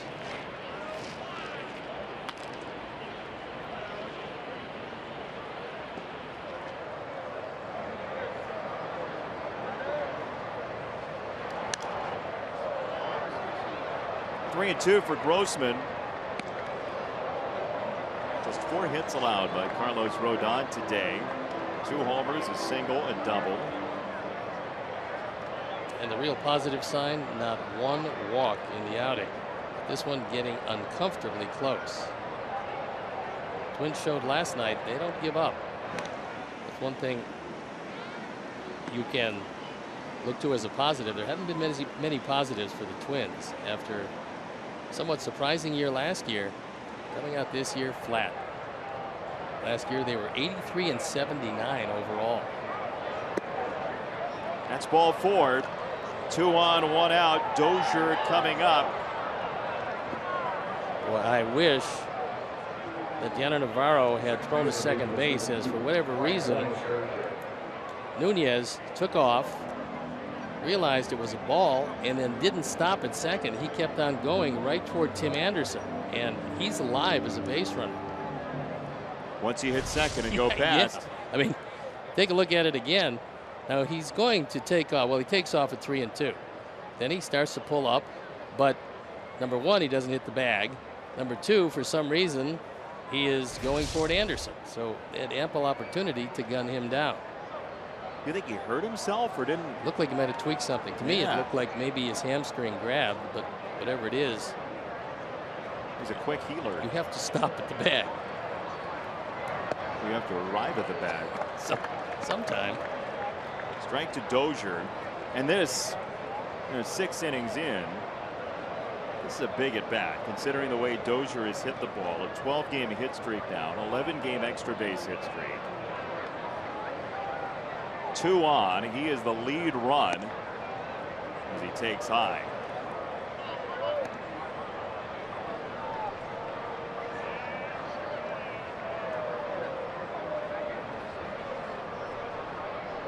Brian Dozier 5 for 8 in the series.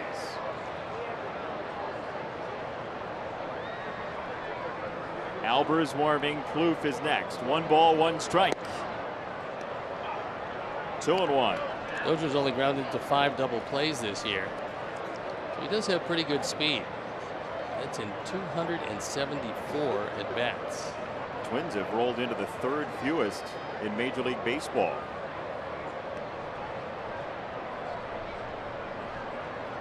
Two and 1. Grossman at first, Nunez at second. Now 2 balls, 2 strikes on Dozier. Last year he was an all-star, his first all-star call. Hit an OPS before the all-star break of 841. After the all-star break, it got substantially less. It was 639 on base plus slugging. Just off the plate, tried to nip the outside corner.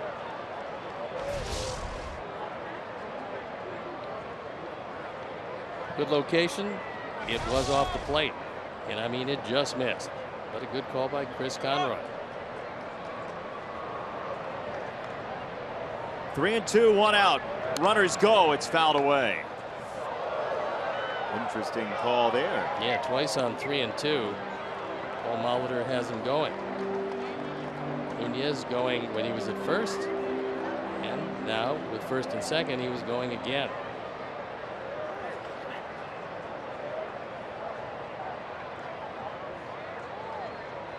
Twins are thirsting for some runs here in the 6th. Trailing 5-3 with a run across.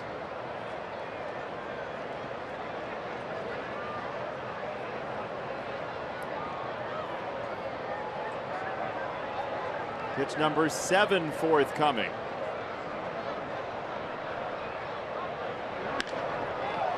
And it's smoked through the left side, nearly caught Nunez. Garcia bobbles it, now throws to third. Out! Had him right where he wanted him.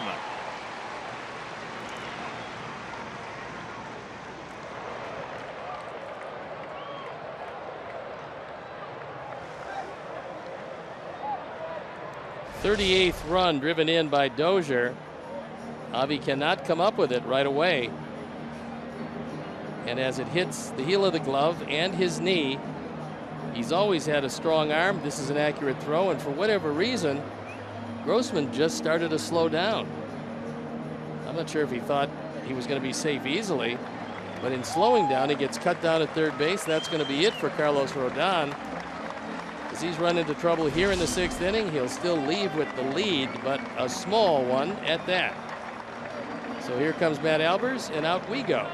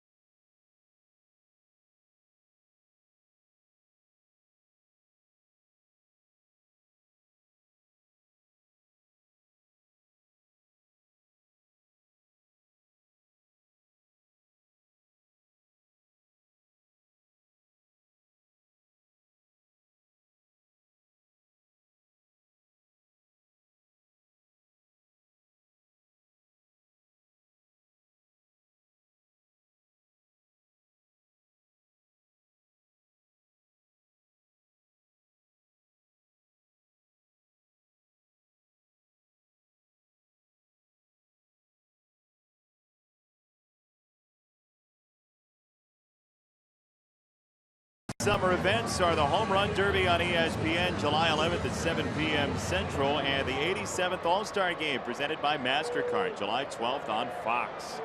Coverage begins at 6:30 p.m. Central for that All-Star Game. Matt Albers comes into the game with the tying run in scoring position at second base, on for the 36th time. So Dozier up to second on the festivities that saw Grossman gunned down by Garcia at third. Nunez came across. Twins are within 1. Albers pours in strike 2. Who thought that ball was outside? It actually had just barely the outside corner. There you can see it on Xfinity Pitch Tracks.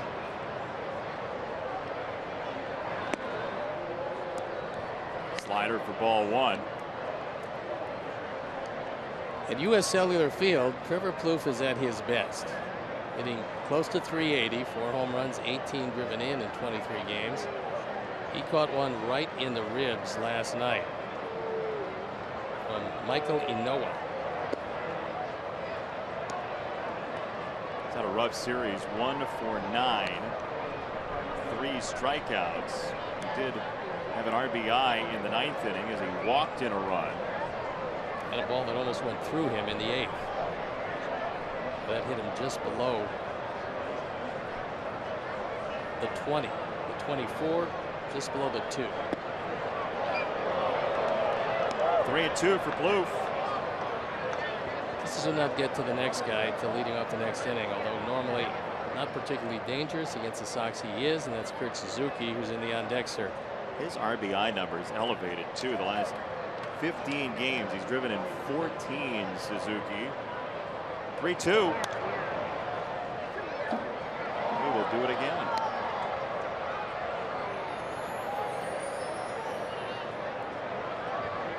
Sox trying to get back over 500 before taking to the road for 3 as Carlos Rodon aims for that victory. It would be his 3rd of the year.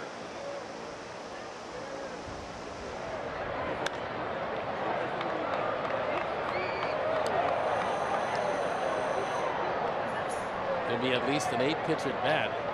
Plouffe got his pitch, fouled it straight back.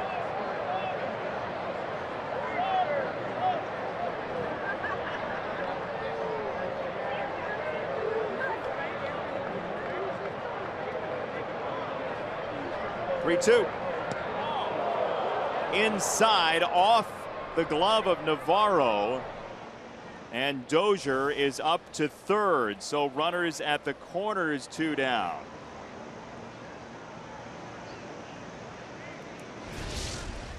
Just missed hitting him, and if it had, the ball would have been dead. That one missed him. So Dozier able to go up 90 feet to 3rd base. Runners at the corners, and the tying run 90 feet away. That goes as a passed ball.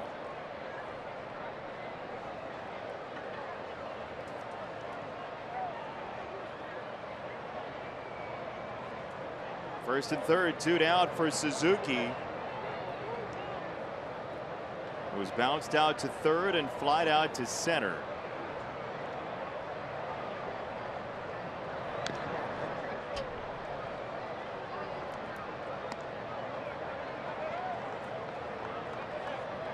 Well, look at the numbers career-wise. 311.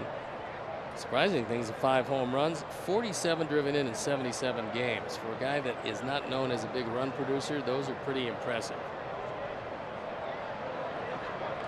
That includes 250 for this year as he's down 0-2 against Albers. That was the get off me ball swing, because if he doesn't hit that one comes pretty close to hitting him.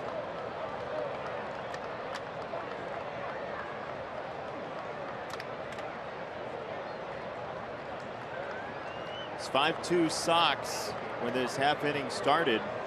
Double, single, fly out, walk, single, walk, and an out made on the base path at 3rd. 2 strikes. Suzuki takes ball 1.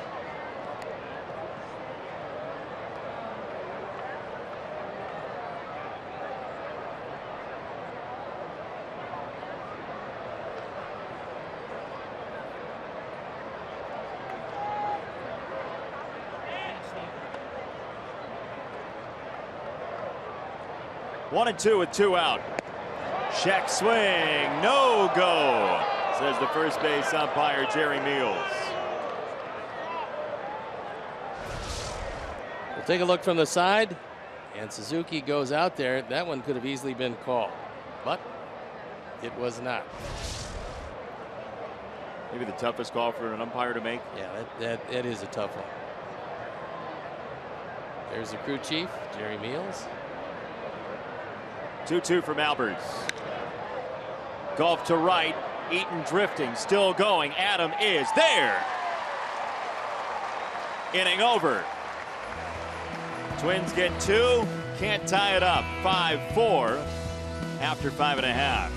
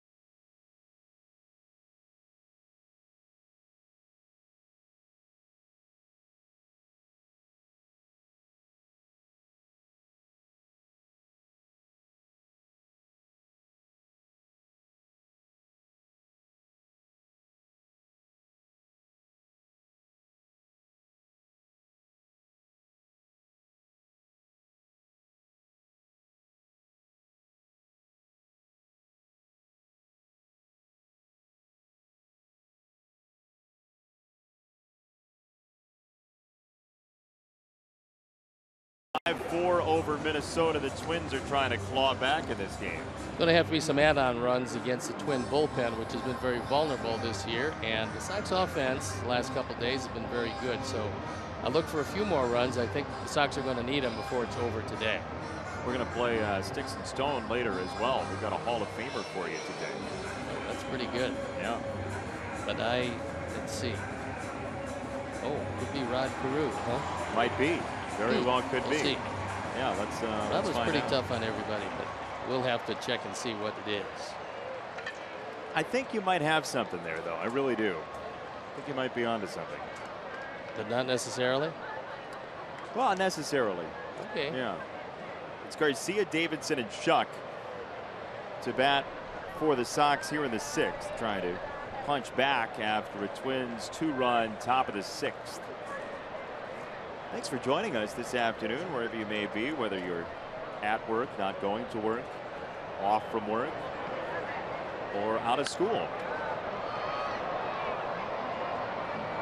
By the way, it is a July 4th extravaganza at the ballpark. The Yankees in town for a 1 o'clock game, 1:10 actually, and it's REO Speedwagon Day.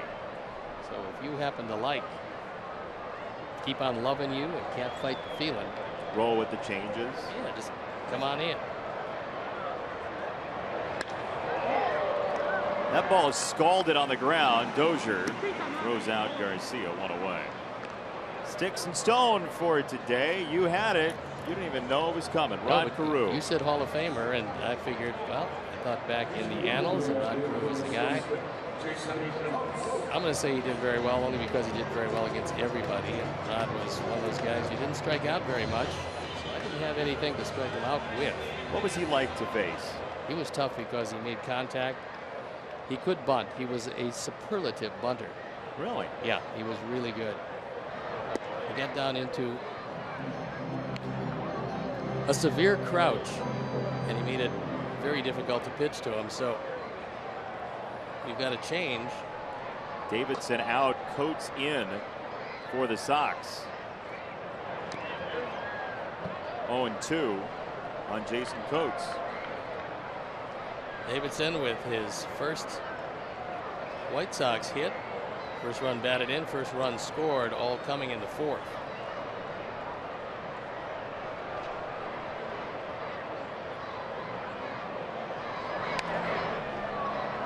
Fouled off by Coates.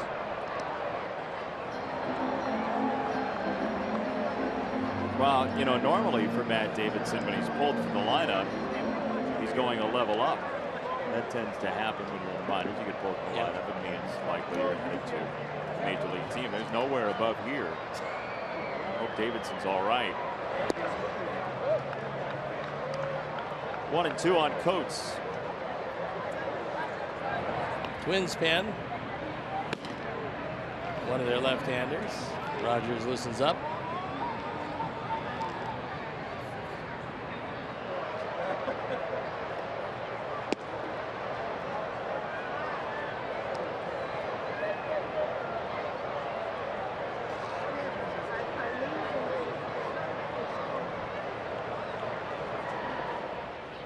Zach Duke in the pen, and he's loosening. Second base side, Dozier bails. Kepler is there. 2 out. Here's your answer to how you did against Rod Carew. Mr. Stone, Sticks and Stone, and today the Sticks win. Oh, he only hit 360, but I managed to keep him in the ballpark. Only 1 strikeout, 25 at bats. Here's a look at it. Steve Stone and Rod Carew. I remember that day. You do? Yeah, I thought it would have been well handled except for right field. But he had gotten a hit, so that was pretty tough. Like those unis? Oh, yeah. Good looking uniform. Fit you very well. Yes, sir. Comfortable. You know, I've always said Major League uniforms don't look enough like art smocks. They were interesting. 2-0 on Shuck. Served up the middle. J.B. Shuck has his second hit of the day.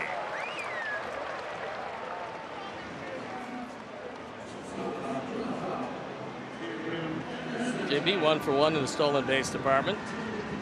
Sox have gotten a bit more aggressive, especially against his Twins. It's been a running series. A couple of stolen bases today, Garcia and Eaton. And no reason why JB should not take off early in the sequence here. But you have to be aware of, it's pretty easy with no count on the hitter to throw a pitch out as Suzuki looks over into the dugout. I think he's going to throw to first base, however. There it is.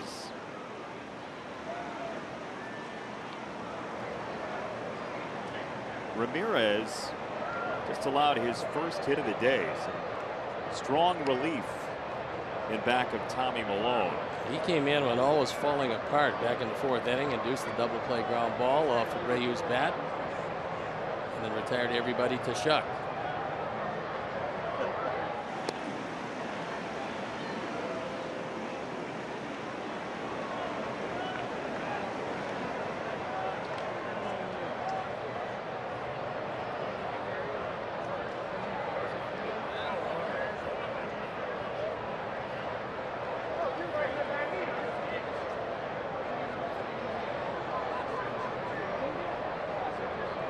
Long hold from Ramirez, and Anderson bounds it foul.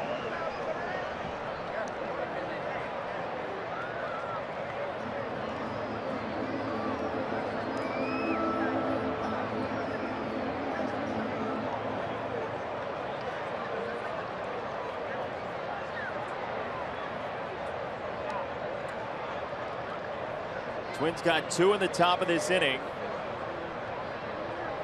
Close the gap to 5-4.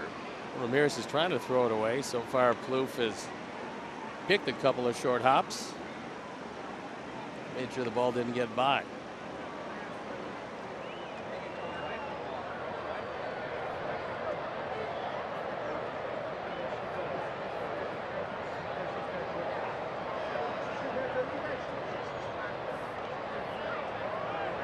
There goes Shuck.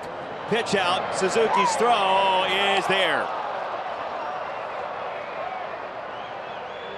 Twins were on it. Anderson will lead off the 7th. 5-4 your score.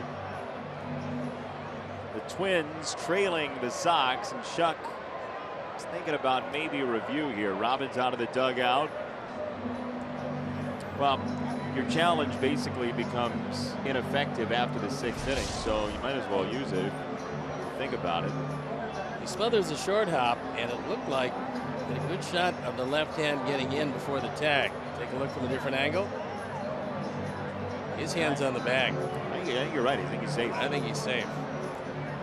And Robin makes the universal sign for either review or earmuffs. Dozier does a good job because it's normal for an infielder on a short hop and a stolen base situation to come up with the hop. But the key is actually bringing the glove down with the hop and continuing that downward momentum to the bag so you can get a quick tag on. But it looked like the left hand was on the bag before the tag was on the body.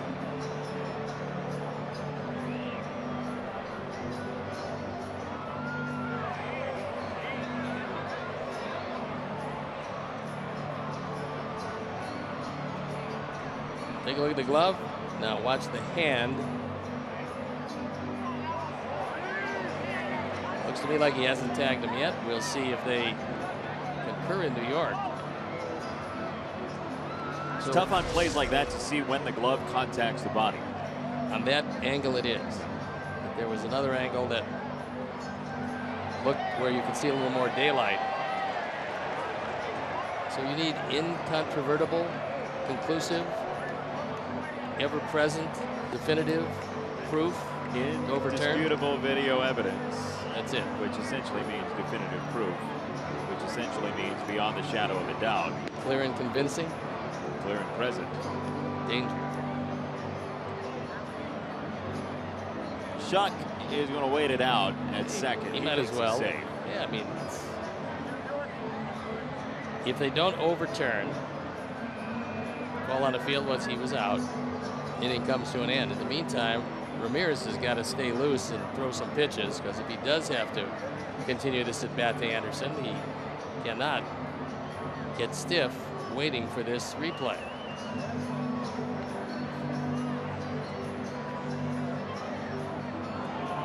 Out.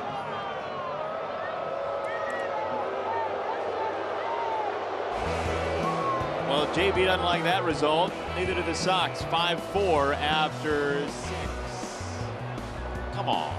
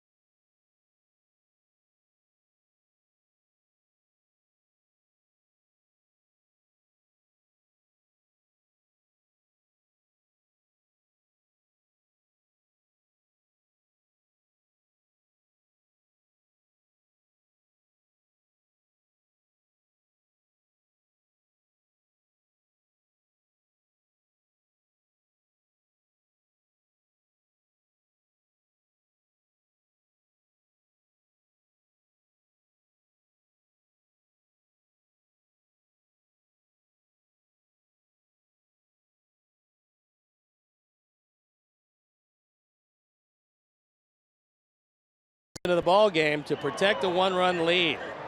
He will face Max Kepler, Danny Santana, and Byron Buxton in this 7th inning. Albers for 2 batters, a fly out and a walk. He is done for the day.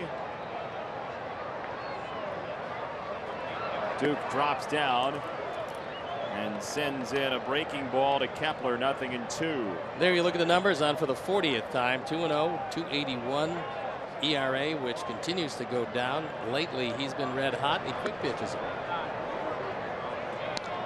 Zach's been prone to do that a couple of times this year. You can absolutely do that as long as there's no base runners on.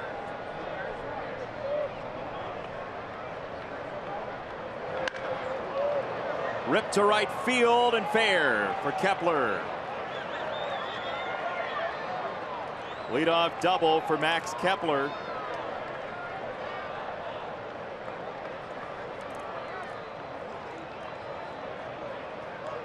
That time Zach dropped down to left that fastball over the inside part, and if a left-hander gives any ground, that's going to be right in his wheelhouse. And you saw him open up, hips clear, keeps the hands right there, and able to drive the ball into right field. So again, when a pitcher drops down, if you go inside to him without a whole lot of movement, that's right in a sweet spot for a left-hand hitter. And Nate Jones, who, amazingly enough to him, picked up a performance last night and wound up with a save. The 2nd save of the year. Bunt shown, strike taken. Santana, 0-1. An update on Matt Davidson. Soreness in his right foot is what has taken him out of this game. His first as a Chicago White Sox player. Listed day to day. Indeed.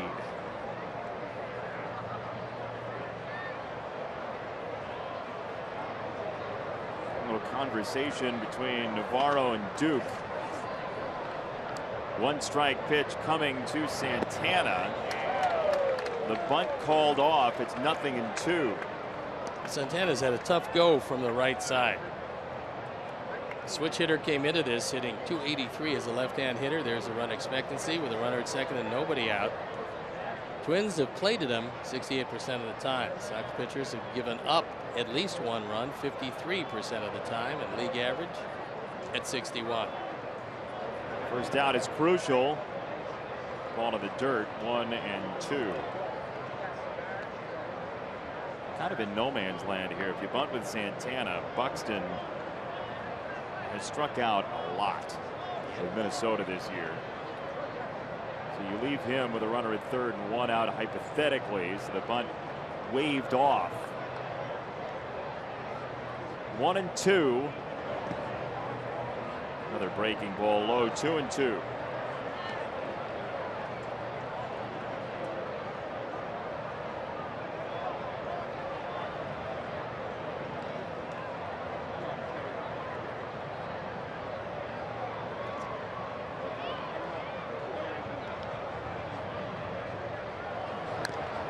Over the top this time, and wanted foul by Santana.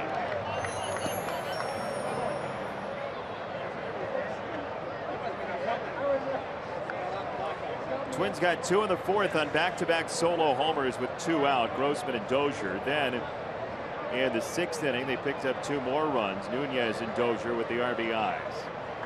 2-2. Line to first, Abreu for out number 1.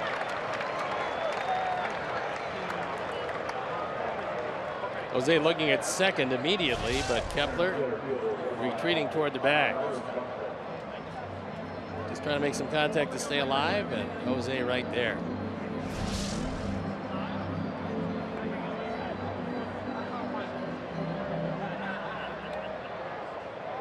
One out runner at second, Buxton, who doubled and scored in the 6th inning. Just a 103 hitter against lefties. Entering play today, looks at strike 1.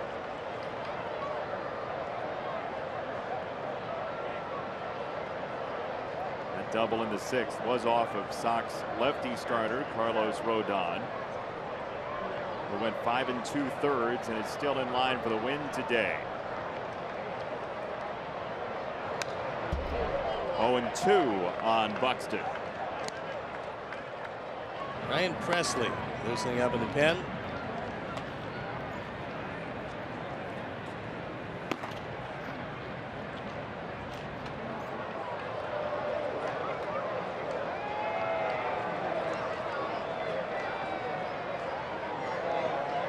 Two strikes from Duke. Just missed.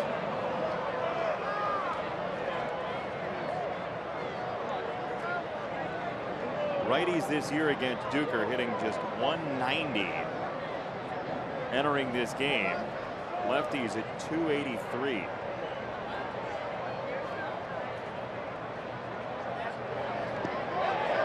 Got him to swing. Strike 3. Navarro completes it. 2 gone.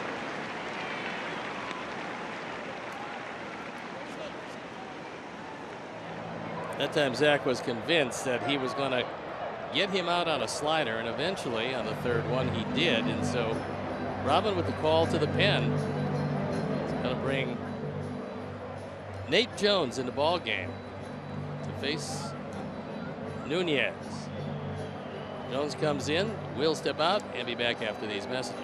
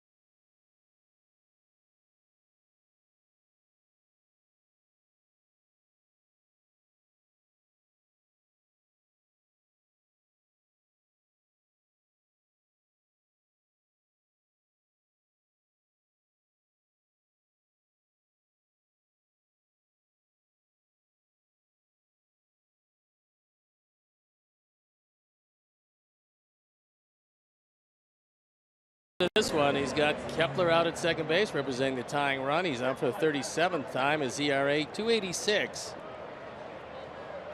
And he's got to face the top of the order, Nunez. If he keeps it alive, Escobar is right behind him. Eduardo is having a very strong year. He's 1 for 3 in this game. A run scored and an RBI in his last at bat as Jones comes on for his second place on the team, 37th appearance. 39 now 40 for Duke with today's outing. Nunez will swing at everything. And he does. Illustrated by those two. He's got 10 walks and 272 at bats. So there is very little chance that he's going to draw a walk and a big chance that he will swing at a pitch out of the zone. 2 strikes from Jones. Testing the corner and missed. 1 ball, 2 strikes. Nunez 1 for 2 career against Jones. The hit was a single. The out was a strikeout.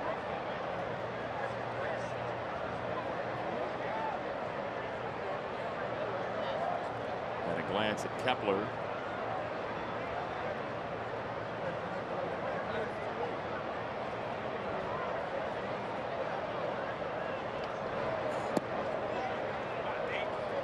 Fastball down and out. Remember, with Melky out of the lineup, Javi Garcia in left field today. He's already got an assist. So the arm's pretty good all the way around. Garcia threw out Grossman in the 6th at third base as Jones misses with a fastball at 98. Every pitch has been pretty much in the same spot. They've all been low and away. And from 0-2, Nunez has worked at the 3-2.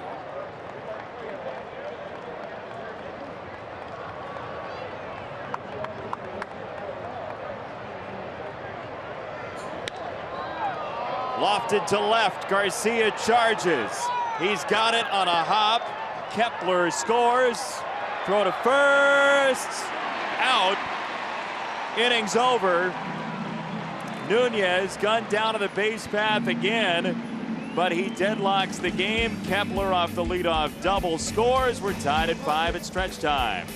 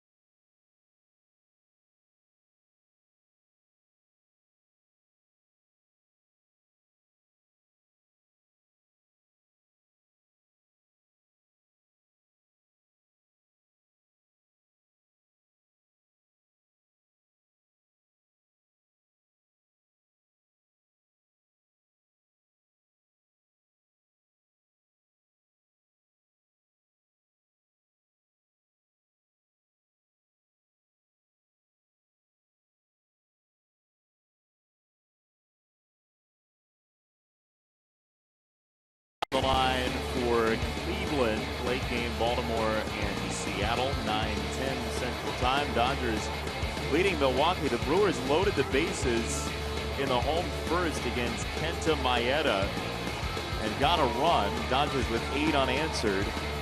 The lead in the 6th. They're 6 games back of San Francisco, playing against Oakland tonight. The Giants are. We are in a 5-5 tie here at U.S. Cellular Field after the RBI single from Nunez to bring home Kepler.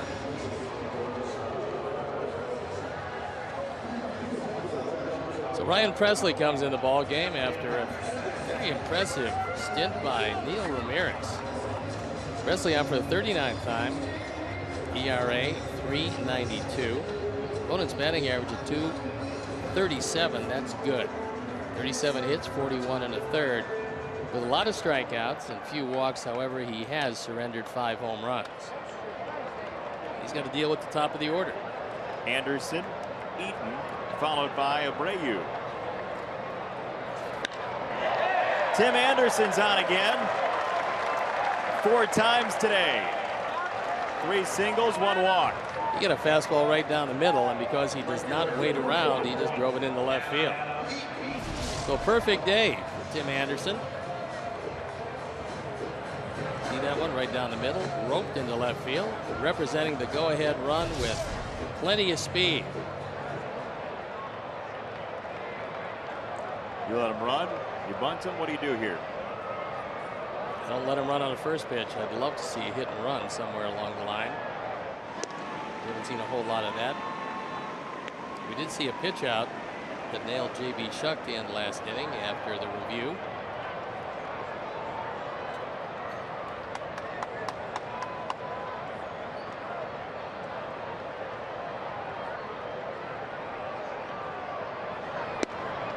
Eaton does not show a bunt. That's ball 1 to him. And you talk about the hit and run. Eaton is 5th in Major League Baseball in ground ball to fly ball ratio. So he hits the ball on the ground so significantly that you're not likely to line into some sort of double play.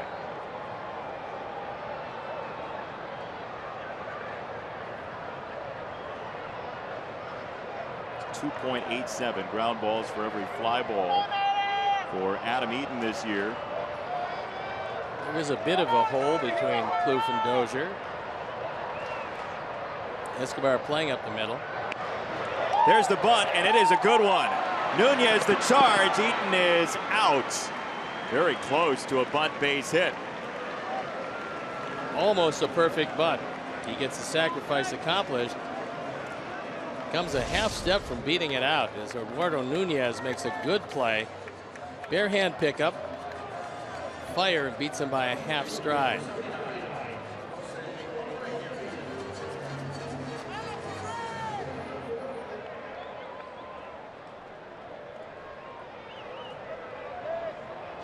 Eaton takes the sacrifice. He has the last RBI for the Sox of the game. He was hit by a pitch with the bases loaded in the 4th as Anderson would like to come home very much.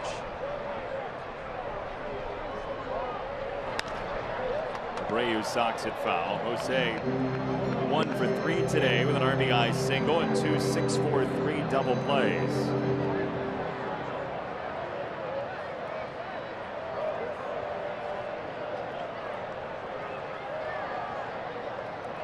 Well, after a 229 April and a 252 May, the questions were, when's Jose Abreu going to turn it up? When's he going to turn it up? And he certainly has, rapping on the door of 50 RBIs by the end of June.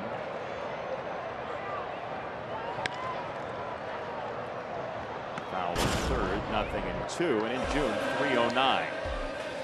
With 21 driven in 25 games, and 1 sitting out there prominently at second base, representing the go-ahead run.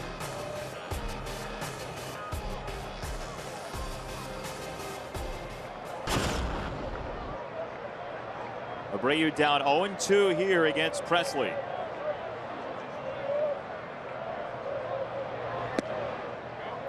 Low with a fastball at 99.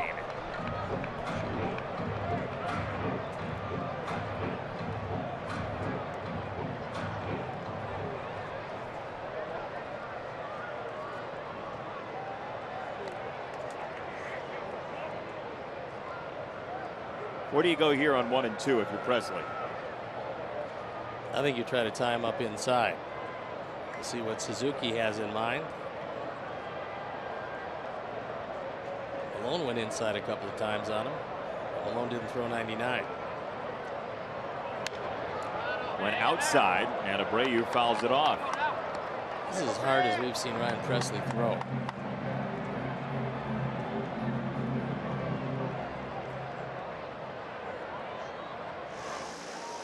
I could throw pretty hard too. Mr. Jones.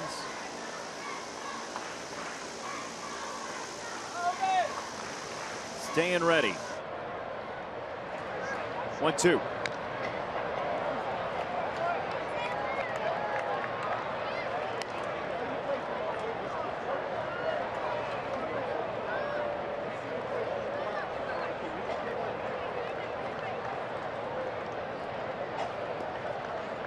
Anderson at second. He singled, was bunted over by Eaton.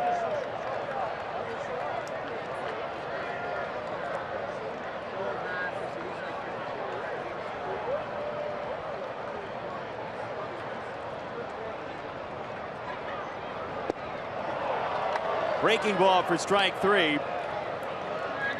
Presley disposes of Abreu, 2 down.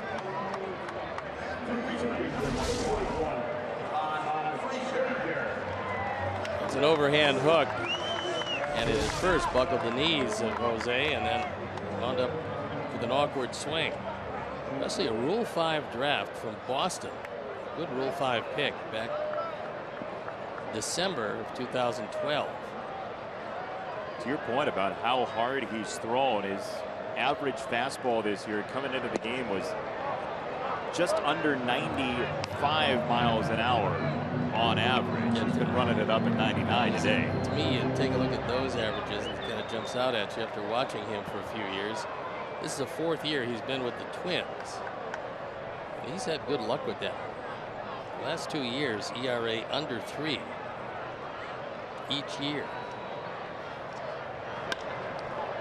Frazier into right. Kepler for out number 3. Leadoff single goes by the boards. 7 innings deep. We're tied at 5 on getaway day.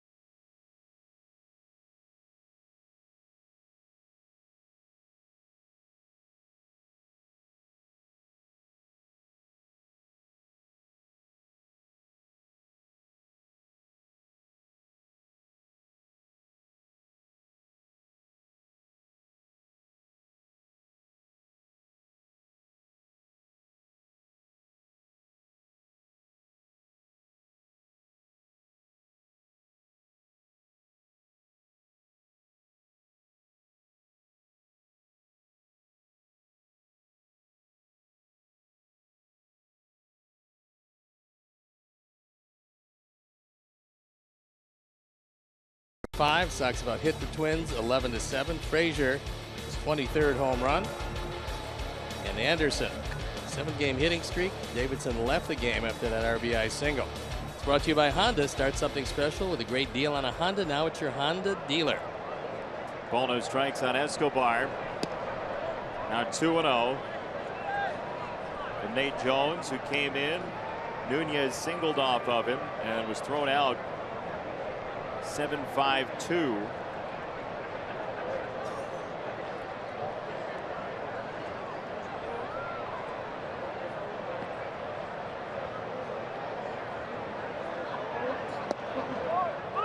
Two and 1 on Escobar.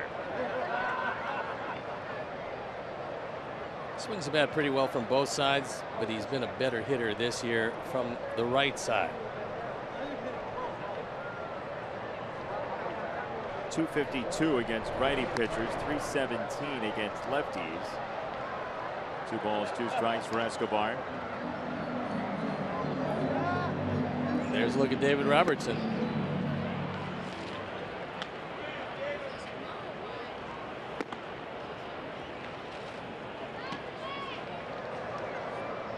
See where Jones gets the Sox if he can meander through this 8th with Escobar, Grossman, and Dozier slated to face him. 2-2. Fouled off again. It was an awfully hard slider, but it was down the middle, and Escobar was able to stay alive.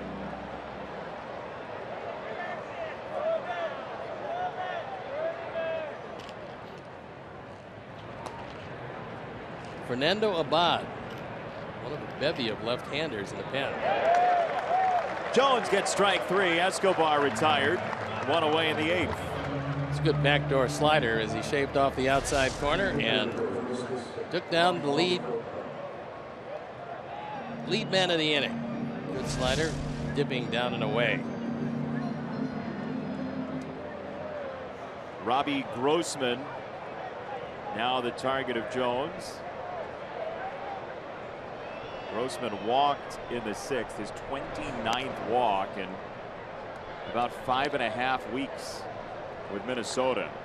It's pretty amazing how a guy can be let go by one team, seemingly not able to do much, and then it's picked up by another team and all of a sudden puts together a really good stretch immediately. It's been the case for Grossman. He's a Houston native. The Sox will be headed to his hometown after this game. Went to Cy Fair High School in the Houston area. And it's snack time in the 8th. We'll leisurely sit back and enjoy the rest of this one. Day off work and all. Young middle managers, what you're saying? Yeah. Got the good seats. Very relaxed. Got them from the office, right? Exactly right. 2-1 to Grossman. Punch foul. 2 balls, 2 strikes. Sox in the home 8th will have Lori, Navarro, and Garcia.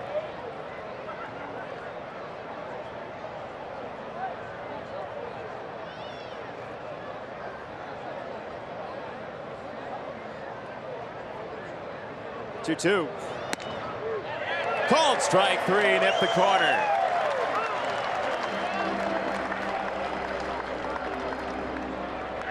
Another backdoor slider, and this one for the called variety. That ball actually backed up somewhat as Navarro trying to frame it to induce Chris Conroy to ring him up. Now this is the man that has been verifiably dangerous in this series. He's homered 3 times. He's driven in 2 today, and he watches a slider, ball 1. Dozier knocked in all 4 in the opener Tuesday night.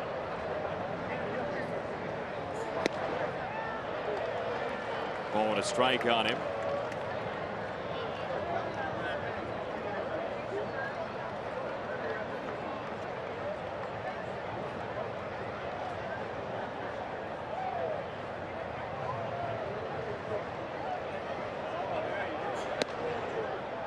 With a fastball, 2-1 for Dozier. Plouffe to follow as the Sox led this game 5-2 after 4 with a 3-run 4th inning.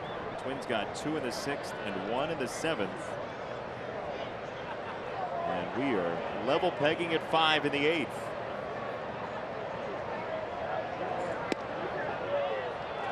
No, sir. 3 balls and a strike.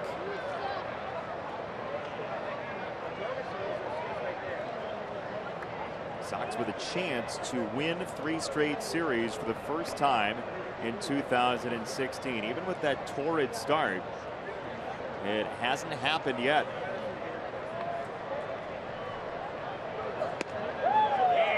Well, there's a break because that one was off the corner, and he had a guy who can steal a base aboard, and he's talking to Chris Conroy about the location. There you see where it wound up. Another outside fastball on the way. Dozier hits it left center field. Shuck finds the ball. Out number 3. A circuitous but successful route. And a 1-2-3 inning for Jones.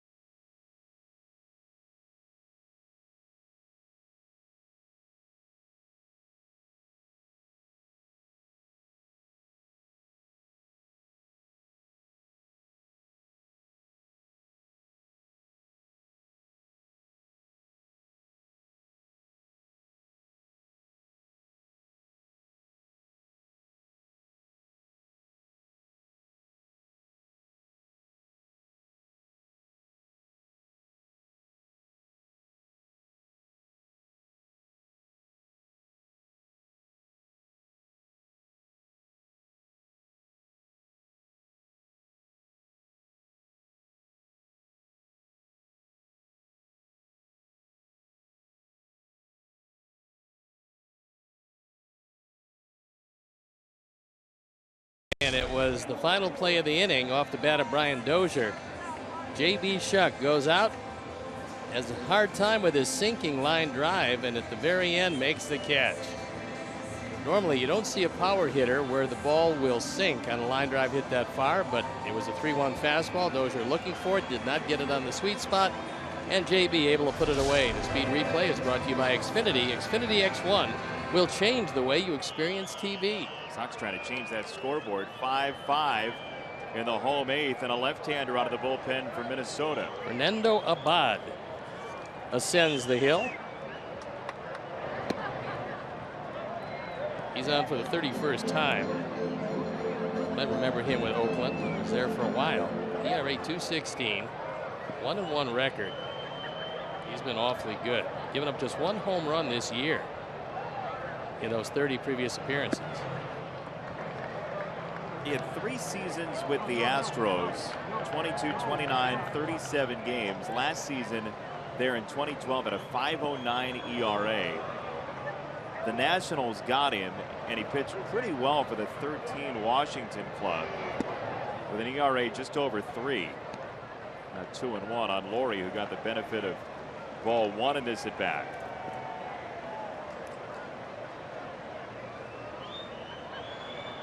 We showed you yesterday how dramatically better of a hitter Brett Laurie has been after ball 1 this year, as he squibs this to first, and Trevor Plouffe handles it well for out number 1.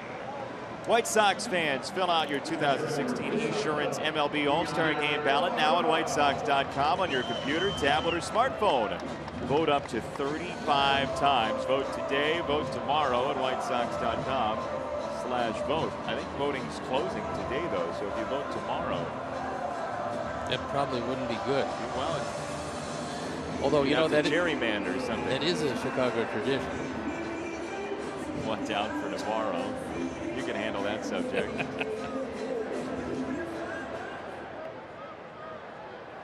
Navarro 0 for 3, 2 strikeouts and a flyout. 5-5 tie, 8th inning. Good news about Major League Baseball travel is the plane's going to wait as long as this game goes on. We'll do that, and I would expect all the humidity drained out of Houston before we land. It's in your contract. You got a beautiful ballpark. And it fortunately has a dome on it. Astros are off today. Extra time to prepare for the Sox.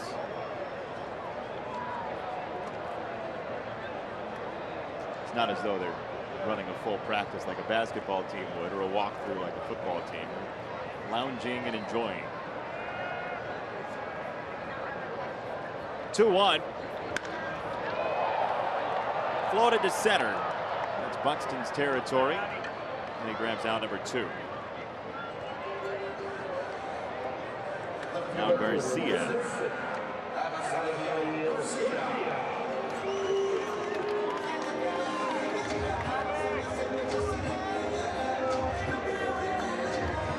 Six o'clock Central Time tonight.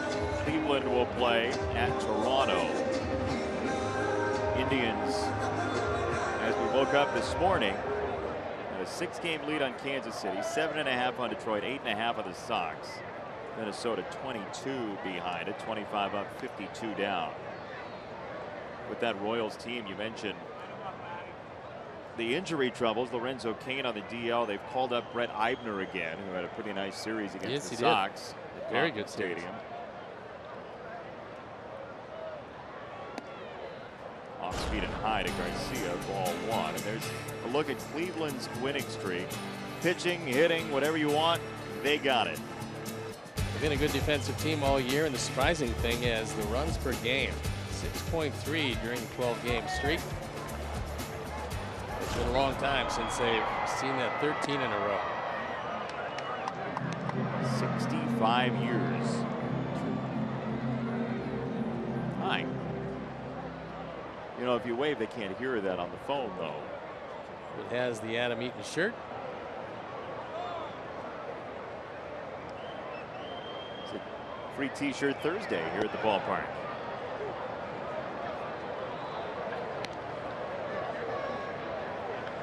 I needed it to be free WGN Sports shirt Thursday. You were just one shy. Wardrobes are John Walgren has come through big. Fouled away by Garcia. 2 balls, 2 strikes.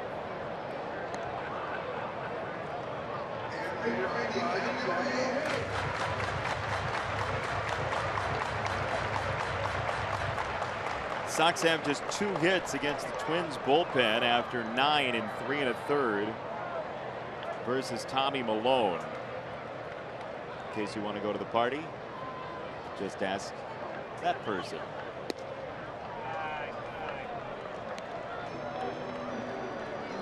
Make sure you call him, text him, tweet him.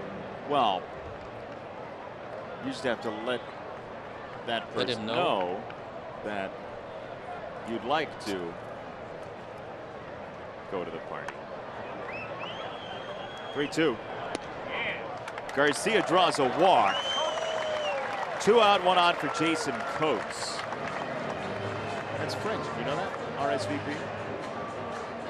No. Responde s'il vous plaît.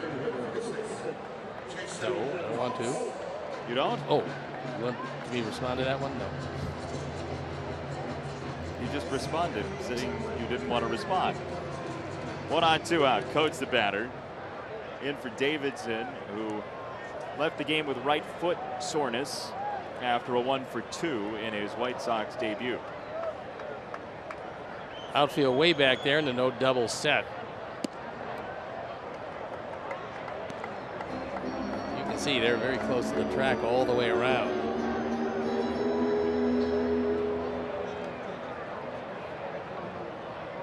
Frazier, Sparks and the crew.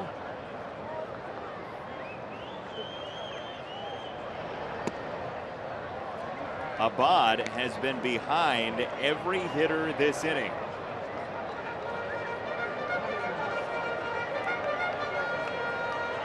This time for Jason, who has a double as his only major league hit, to replicate that. Off speed outside, 3 balls, no strikes for Coates, who has been a willing walker since coming up from Charlotte. He's got 4 walks. There's J.B. Shuck, who swung a searing bat today, awaits. Coates, ball 4, 2 on, 2 out. Maybe a pitch around? What do you think? No. With a lefty coming up? He just couldn't get the ball anywhere near the plate. I mean, you wouldn't imagine so. No, and there's Eric Rasmussen, the interim pitching coach, along with Tom Brunansky to his right, is the official hitting coach, longtime member of these Twins and a pretty good ball player in his day. So the short meeting with Abad. No, the reason I say that is that it's really difficult, even the lefty-lefty advantage, to pitch around that with 1 major league hit to get to an established hitter who's got a couple of hits today. But if he did, let's hope that JB burns him. You'd have to have a pitcher that felt very, very, very comfortable against lefties and not at all comfortable against righties. Coates at first, Garcia at second. Escobar holding him close at second.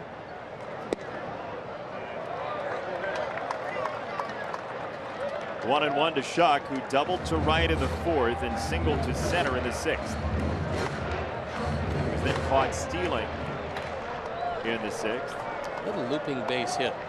The left center would look awfully good. There she is. Shuck drops it in. Garcia scores. 6-5 Sox, and the runners advance on the throw.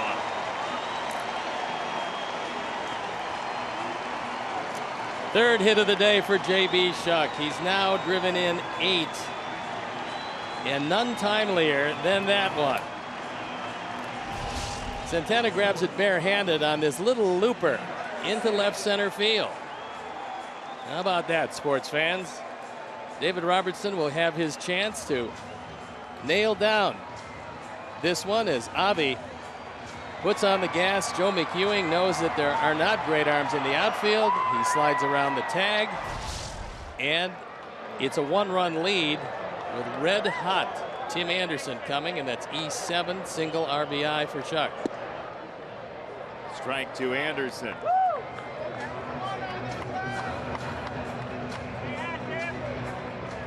Sox have retaken the lead on the 10th 3-hit game of J.B. Shuck's career.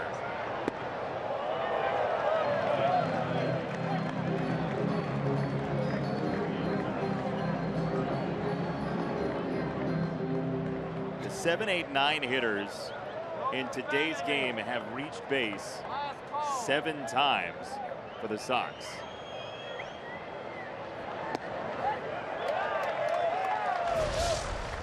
Today's bona fide player of the game is Tim Anderson. A perfect day, extending his hitting streak to 7. Wrap your hands around the original Italian beef at Bona. Served proudly at U.S. Cellular Field.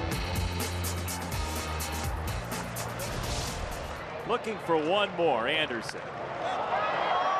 Pops it up.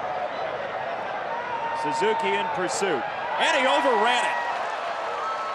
He overran it, and Plouffe, not used to playing first base, coming at it from that angle, couldn't get there.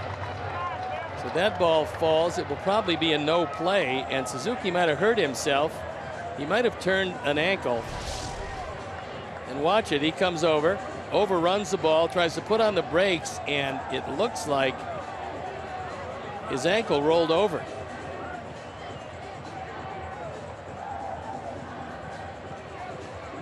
I would think it would be the right ankle, but catchers are a tough sort, so he hobbles back to the plate. And it's another chance for Anderson.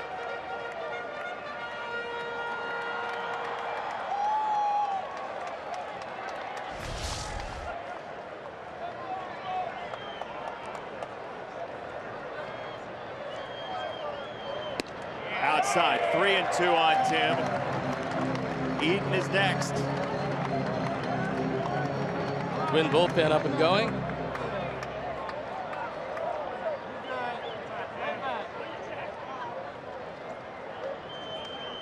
Full count pitch.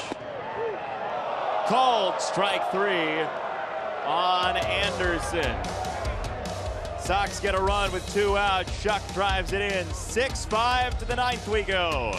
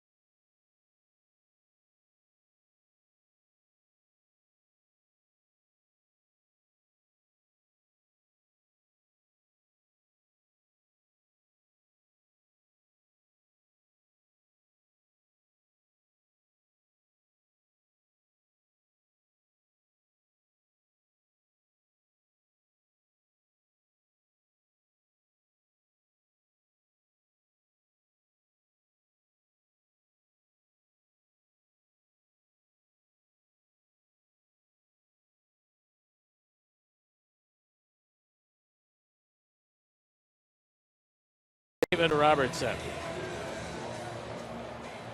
He's on for the 32nd time, looking for his 21st save and his 23rd opportunity. He's fan 36 and 32 2/3, and he goes through the middle part of the order with Plouffe leading it off.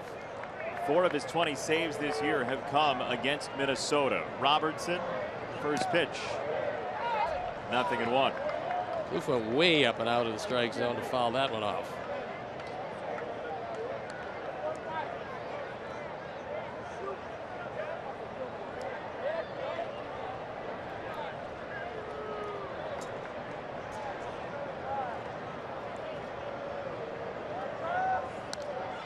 Oh, and 2 on Plouffe. A monster replay came back in the 2nd inning. A terrific play by Tim Anderson. Plouffe hit it in the hole, thought he had a base hit all the way. Anderson had other ideas with a one-hop jumping throw, and he cuts him down. Plouffe goes down swinging. Robertson without number 1.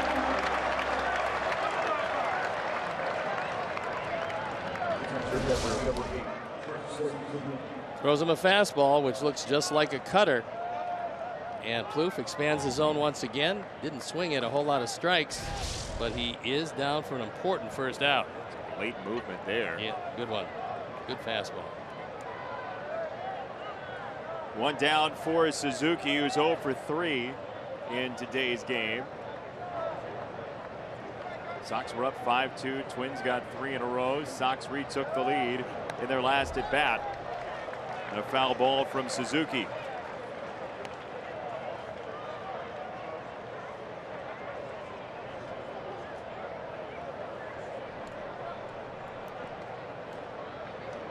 Matt Perk went down after yesterday's game. Matt Davidson up. Sox with a 7-man bullpen for today's game. Suzuki grounds it up the origin for a base hit, and the tying run is on with one away.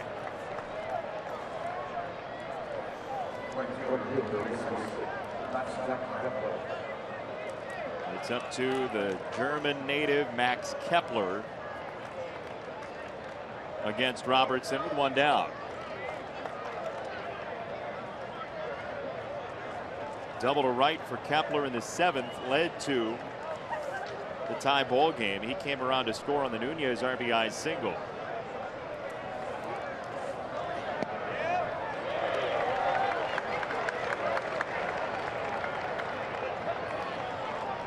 Kepler out of the multilingual John F. Kennedy School in Berlin. He's yet to ground into a double play because he mostly, with an uppercut swing, hits the ball in the air. Couldn't check it up. 2 strikes on Kepler.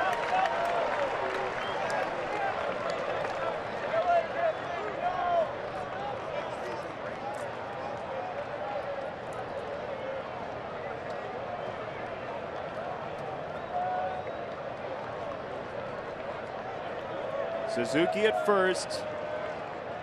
0-2, 1 out. Strike 3. Breaking ball low and in. 2 down. Well, that was a good hook. That ball just disappeared. Kepler with no chance. So he goes down on strikes. Good stop by Deanna Navarro, making sure the tying run doesn't wind up at second base.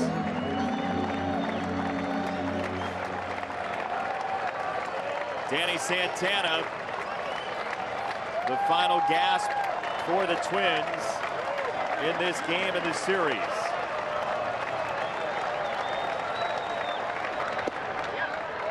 Snap low. Ball and no strikes from Robertson to Santana.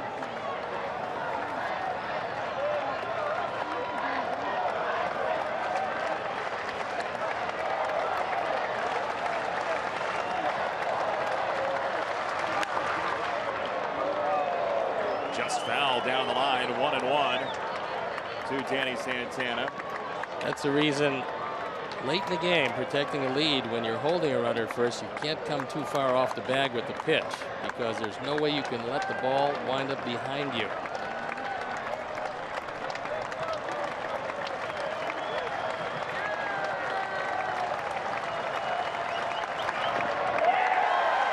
One and two.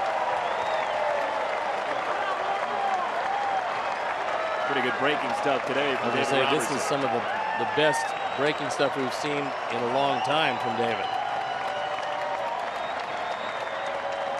All he has to do is throw one more.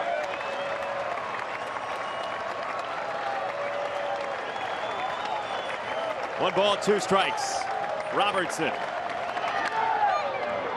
has it fouled away.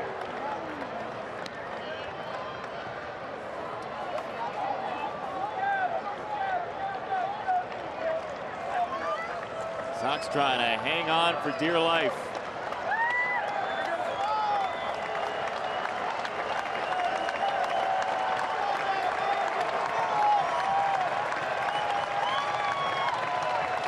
One and 2. We'll have to wait. Carlos Rodon went 5 2/3. He'll get a no decision this afternoon.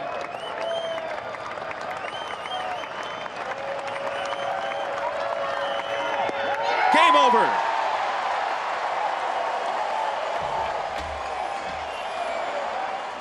Sox have won 3 straight series for the first time this year. 6-5 the final score, and all smiles for the Sox battery. Yep, Joe Mauer in the on-deck circle. He doesn't factor in this one, and David Robertson saves his 21st with his 3rd strikeout of the inning, a disappearing breaking ball, and 2 out of 3 from the Twins, 8 out of 9 this year against the Twins. Jones gets the win, Robertson the save. The Sox are over 500 as they embark on a 3-game road trip, and we'll wrap it up after this from U.S. Cellular Field. 6-5 your final score.